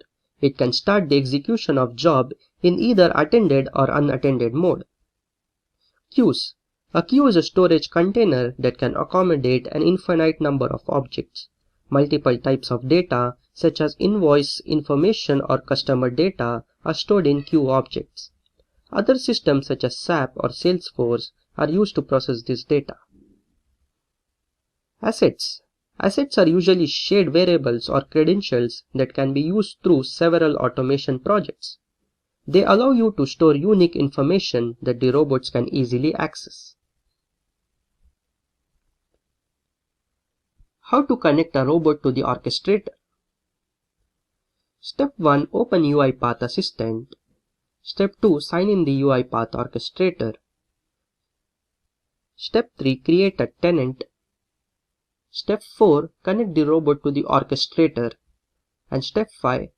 Check the status. It shows connected and licensed. So let's see a demo of how to do this. So let's jump into the UiPath Studio. Step 1. Open UiPath Assistant. So we'll open UiPath Assistant.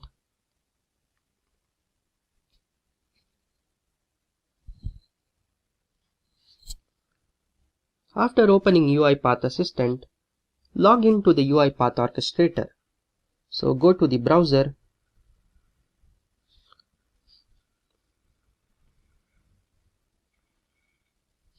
Go to the browser and type platform.uipath.com.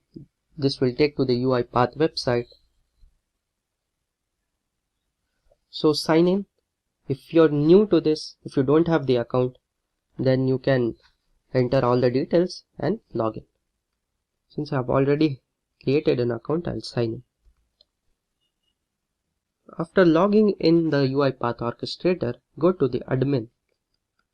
Here you can create a new tenant. You can add a tenant here and create a new tenant.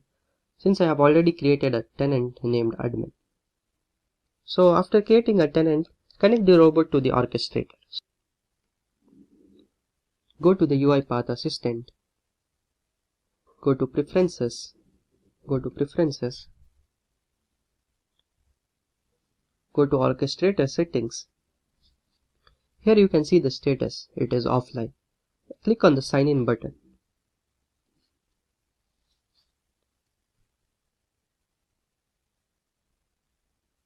Once you click on the Sign In button, allow this, open UiPath.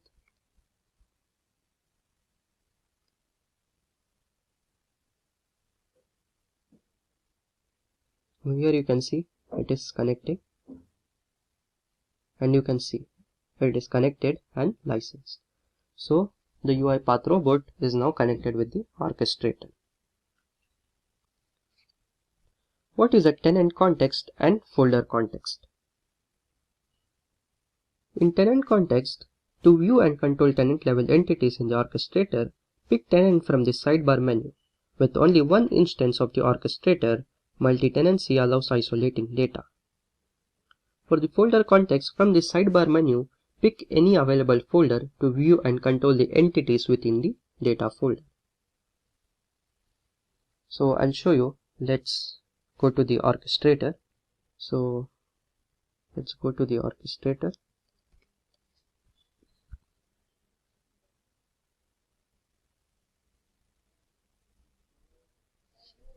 Here you can see this is the tenant context. To view and control the tenant level entities in the orchestrator, you can pick the tenant from the sidebar menu. From the sidebar menu, pick any available folder. So these are the folders. Pick any available folder to view and control the entities within that folder. So this is with respect to the folder context. What is an RE framework? The Robotic Enterprise Framework is a state machine-based project template. It allows to handle even the most complex business situations. It's designed to incorporate all of the industry's best practices for logging, exception management, application initialization, and other areas. What are the features of RE framework? Settings. During the initialization phase of several processes, some configuration settings and configuration values are frequently read, like URLs to a web application, orchestrator queue names, and default logging messages. Logging. The built-in logging mechanism is another helpful feature of the framework. The majority of the system's workflows use log message activities to output information about what is happening at each execution stage. Business exception. If the issue is with the data or any underlying business requirement, the system skips the transaction and moves on to the next. Such exceptions are known as business exceptions. Application exception. If the issue can be resolved by restarting applications, the framework will do so automatically and attempt to process the transaction again. Such exceptions are known as application exceptions. How to merge two Excel files into a single Excel file. First, we need to create a sequence. After creating a sequence, we need a few activities like read CSV activity, assign activity, data table activity, and write CS file activity. So we'll drag and drop all these activities and do the process. Then we'll run the sequence and see the output. So let's jump into the UiPath Studio and start with the workflow.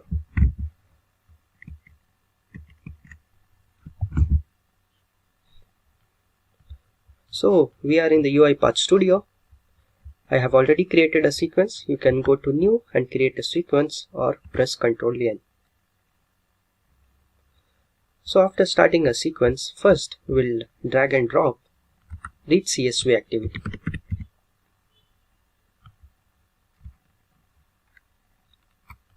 Since we are using two Excel files, so we need two read CSV activity. We'll drag and drop another read CSV activity. So we'll select the location of the first Excel file. Select the first Excel file. I'll show you both the Excel files which we are merging. So this is the first Excel file. So it has 5 rows, 5 names. So this is the first Excel file, and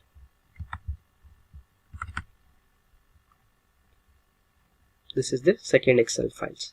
This Excel file has 5 different names, and the other Excel file has 5 different rows.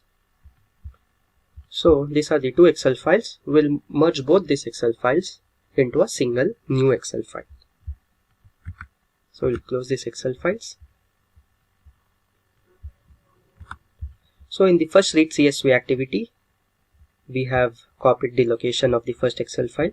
In the output 2, we'll select this and create a variable. Right click and create a variable, and let's say name the variable as sl_file1. So we have named the variable.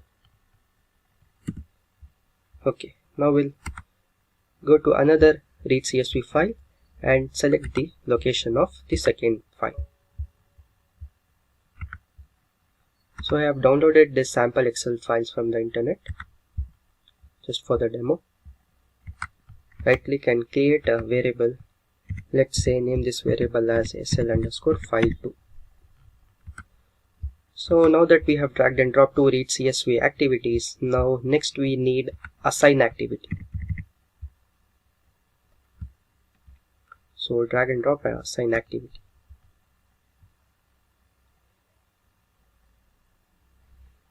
So assign activity has two parameters, as you can see, 2 and enter a VB expression.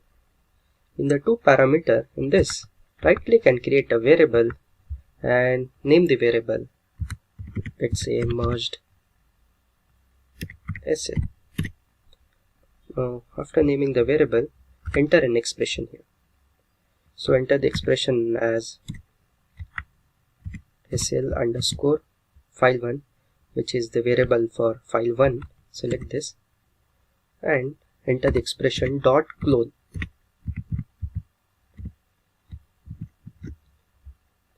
What this clone function does is, the clone function creates a new data table with the same structure but does not copy the data. So we are creating a new Excel file, that is the third file, in which we are merging the data tables of both the Excel file. So the third Excel file which we are creating will have the same structure as the file 1. So this clone function creates a third Excel file with the same structure as the file 1. So it's showing an error. So select this assign. Let's go to variables. Here you can see variable type string. Change it to system.data.data_table. And here you go, the error is gone. Okay, so now we have dragged and dropped assign activity. The next activity which we need is merge data table activity. Let's search for merge data table activity. Drag and drop merge data table activity. We need two merge data table activities since we have two Excel files.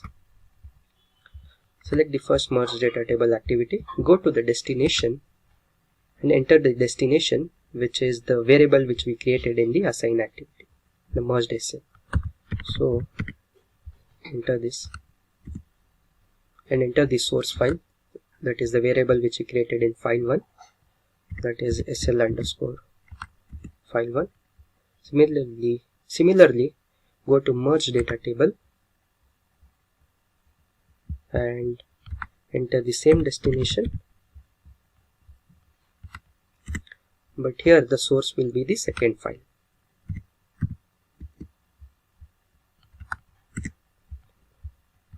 Okay, Now that we have dragged and dropped two merged data tables, the next activity we need is a write CSV file.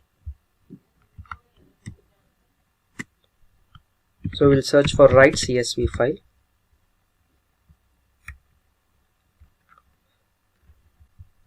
After dragging and dropping write CSV activity, go to file path and create a file.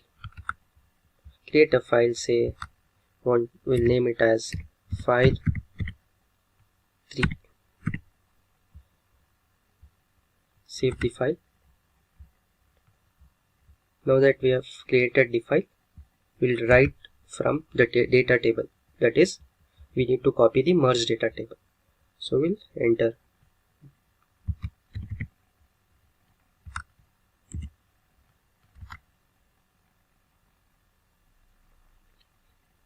Now that we have finished the program, the file is created. Let's save and run it.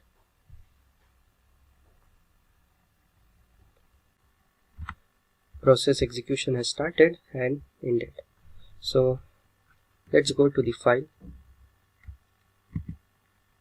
So this is the file which we created.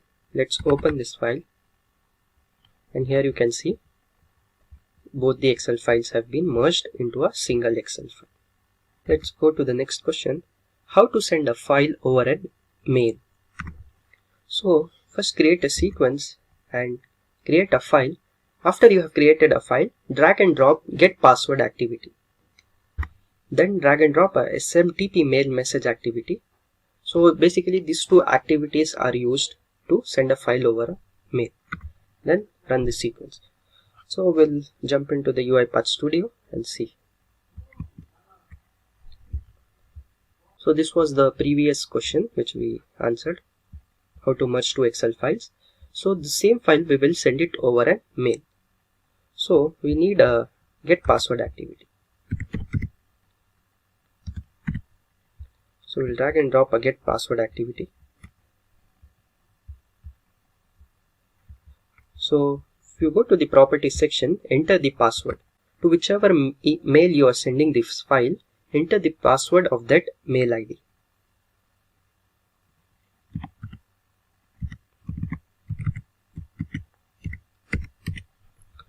After entering the password in the result, go and create a variable. So that password is stored in that variable. So name the variable, say anything, any random. So I have named the variable. After this, you need a SMTP mail message activity. So drag and drop send SMTP mail message.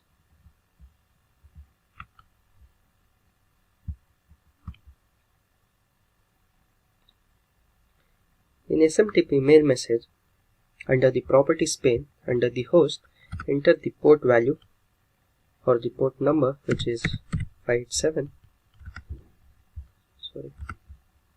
After entering the port number, go to the server and enter it as smtp.gmail.com.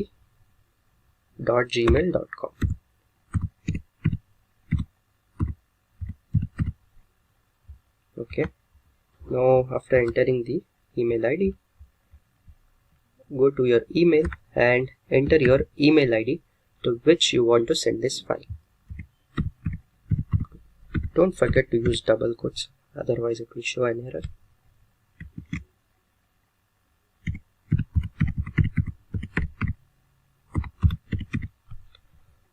Enter the password.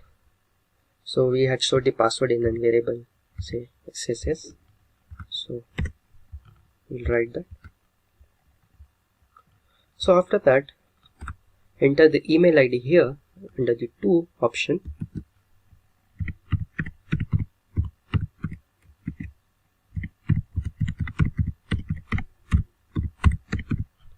And enter the subject, say it as demo. Since we are showing a demo, we'll enter the subject as demo. This is this subject and body is the subject and body of the mail.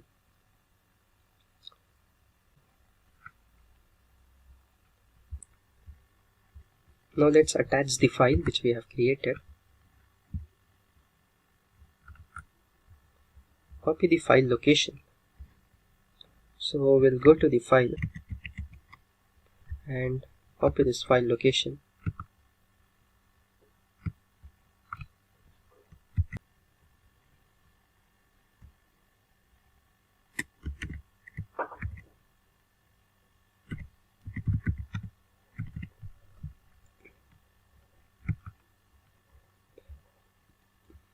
After attaching the file, let's save and run. The process has started and the process has ended. Here you can see in the output, the process has started and the process has ended. Let's go over the mail and check if we have received. Here we go, we have received the file. Let's open the file, and here you go. This is the same file which had merged the data. So the file is being sent over the mail. One thing you have to keep in mind, when you use the get password activity, go to your Google account. In the security section, go to this secure app access and turn it on. You have to turn it on to receive the file over a mail. Explain the different states and transitions in RE framework. There are 4 key states in RE framework. The first state is initial state. This is the point at which the procedure begins. It's an event where the process initializes the settings and runs application tests to ensure that all of the prerequisites for the process start are met. Next, we have get transaction state. This state retrieves the next transaction object. This can be a queue item or a collection item. Transaction items are queue items by default, but this can be modified to meet your needs. This is also when the developer can set the condition to exit the state when there are no items to process. Process transaction state.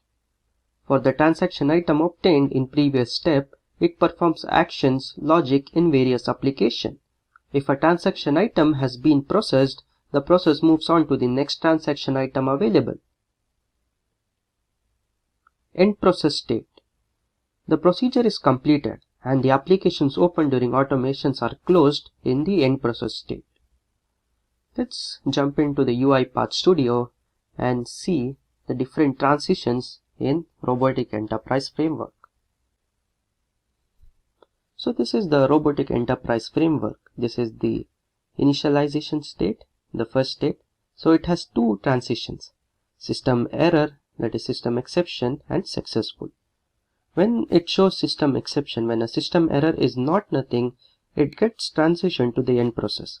Suppose if you have an application exception during the initialization phase and we don't have enough details to start a process, then as a result we are going to end process state to wrap it up. And the successful is when a system error is nothing, it gets transitioned to get transaction state. If during initialization we have no error, then it goes to the get transaction data.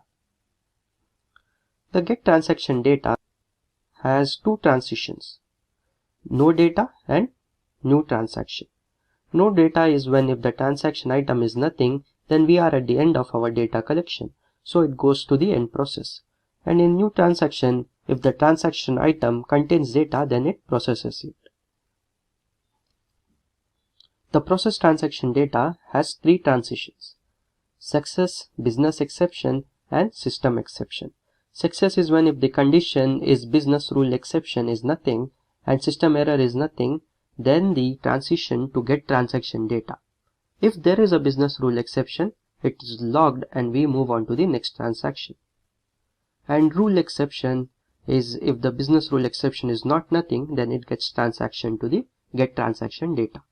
And the end process does not have any transition since the end process is the final state, so there are no transitions. What is a G-Suite activity? The UiPath G-Suite activity package helps in the automation of Google Workspace applications such as Google Calendar, Google Drive, Google Sheets, Gmail, Google Docs. You can create and modify Google Calendar events, manage Google Drive files, read and send Gmail messages, and create new Google Sheets, spreadsheets and Google Documents with the Google G Suite activity package. What are selectors and wildcards in UiPath? Wildcards are the symbols that enable you to replace 0 or multiple characters in a string. This can be quite useful when dealing with dynamically changing attributes in a selector. Selectors. UiPath Studio uses what we call selectors. These store the attributes of graphical user interface element and its parents in the shape of an XML fragment. The selector aids in the automatic generation of the selection by utilizing wildcards. What is a machine? Explain standard machine and machine template. The machine page allows you to provision and manages machines to use them to register robots with Orchestrator. It displays the types of machine that we currently in use. It enables you to design your machine whether standard or template. Standard machine. It should be used when the name of the machine on which you want to define robots is the same every time you connect to it. You define the machine once and then you can connect to as many robots as you want from the robots page. Machine template. It should be used whenever the name of the machine on which you want to define robot changes. You represent this entity once and then you use a unique active directory username to connect to any number of attended floating robots. Explain delay, do, if and switch activities in UiPath. The delay activity allows you to pause the automation for a specified amount of time. This activity is beneficial in projects that require precise timing, such as waiting for a specific application to start or for some information to be processed before using it in the another activity. The do activity allows you to run a specific piece of automation while a condition is met. The project exits the loop when the specified condition is no longer completed. This activity can be used to iterate through all the array elements or execute a specific action multiple times. If activity. The if activity includes a statement as well as two conditions. If the statement is true, the first condition is executed. If the statement is false, the second condition is executed. If activities can be used to make decisions based on variable values. Switch activity. The switch activity allows you to choose one of the several options based on the value of specified expression. The switch activity uses an integer argument by default, but you can change it in the properties panel under the type argument list. The switch activity can be used to categorize data based on predefined number of cases. How to create chart in Excel. Step 1. Create a new sequence. Go to the UiPath Studio and create a new sequence and then drag and drop the following activities. To create a chart, we need to use Excel application scope, create table activity, and bar chart and pie chart activity depending on which type of charts you want to create. Then at last, after completing, then run the sequence. We will see a demo of this in the UiPath Studio. How to upload a file on Drive. So create a new sequence and drag and drop a G Suite application. Then inside G Suite application, drag and drop upload file activity, fill in the details, and finally run the suite. Let's go and see a demo to how to create charts in Excel file and how to upload a file on the drive. So let's jump into the UiPath Studio. This is the Excel file which I have created. It has all the number of cases in these 5 states. In the year 2021, in the month of Jan, Feb, March and April. All this record I have taken it from a website called prsindia.org. So I have 2 sheets, sheet 1 and sheet 2. So let's jump into the UiPath Studio. To start off with the demo, we need to have the 3 packages installed. One is the UiPath Excel Activities package. The other one is UiPath gsuite.activities. This package is used for Drive, to upload on the drive. Then the other package is Balareva Excel Activities. This package is used for bar graph and pie chart. So after installing these three packages, we'll get started. So let's create a new sequence. Name it as sequence 2. So first we'll drag and drop an Excel application scope. So Excel application scope, what it does is it opens an Excel workbook and sets the scope for Excel activities. When this activity is completed, the specified workbook and the Excel application are closed. When the workbook application variable is specified in the output workbook activities field, the spreadsheet is not closed. After this, drag and drop a create table activity.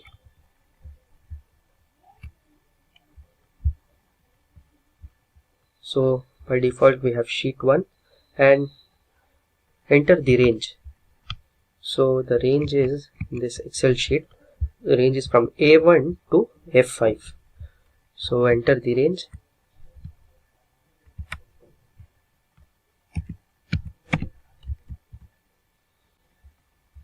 For this, we need to enter the file path. So we'll select the file. So we have selected the file. We have entered the table name, say number of cases. So once this much is done, next we'll drag and drop a bar chart. Drop it outside the Excel application scope and select the file path. So select the file. So select the file, select this cell range, that is the same range what we had entered earlier, A1 to F5. So once that is done, give the chart title, say cases, and you can select the chart type, bar stacked, 3D clustered, 3D stacked, whatever is required. For now we'll select bar clustered. We have many other options to explore. Data label type, we'll keep it in show value so that it shows the value, and select show value. If you want show percentage, then select percentage. We'll select show legend, and size. You can vary the size accordingly, how much ever you want. So I'll keep the size as 350 to 350. You can change the width. So the bar chart is done, and you can enter the sheet. Which sheet are you using? So it's sheet 1. Now we'll drag and drop pie chart. Select the file.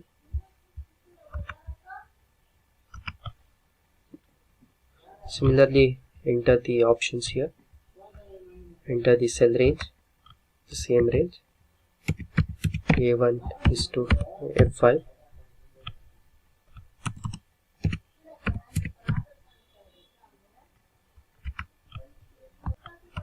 Show percent will show value. Show legend. Select show value.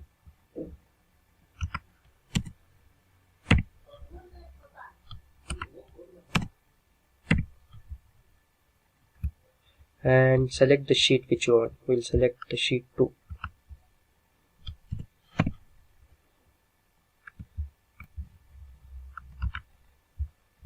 So done. So we have completed till here. Next we need to upload this on the Google Drive. So we'll select this option, upload file. Select the file.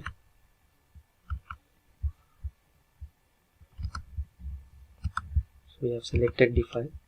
So select the destination folder. For that, go to your Google Drive account.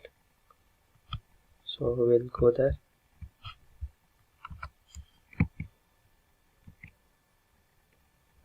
So in my drive, I have created a folder called Excel Automation. So I'll copy this URL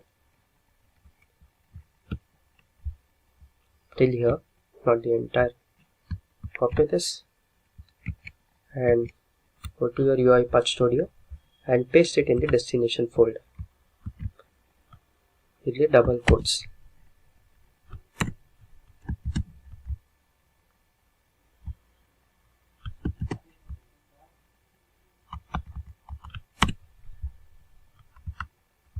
Then create a variable and create a variable as file.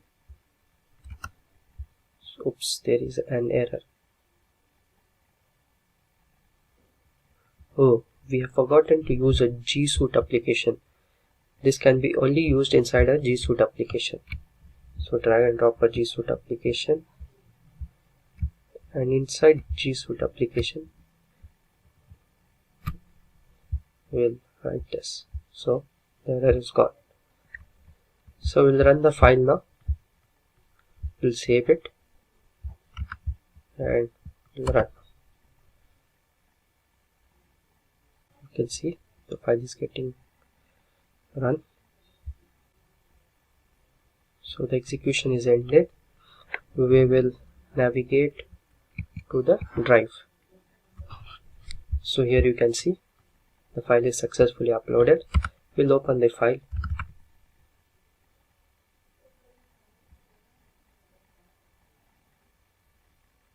It's working on the graph. Here you go.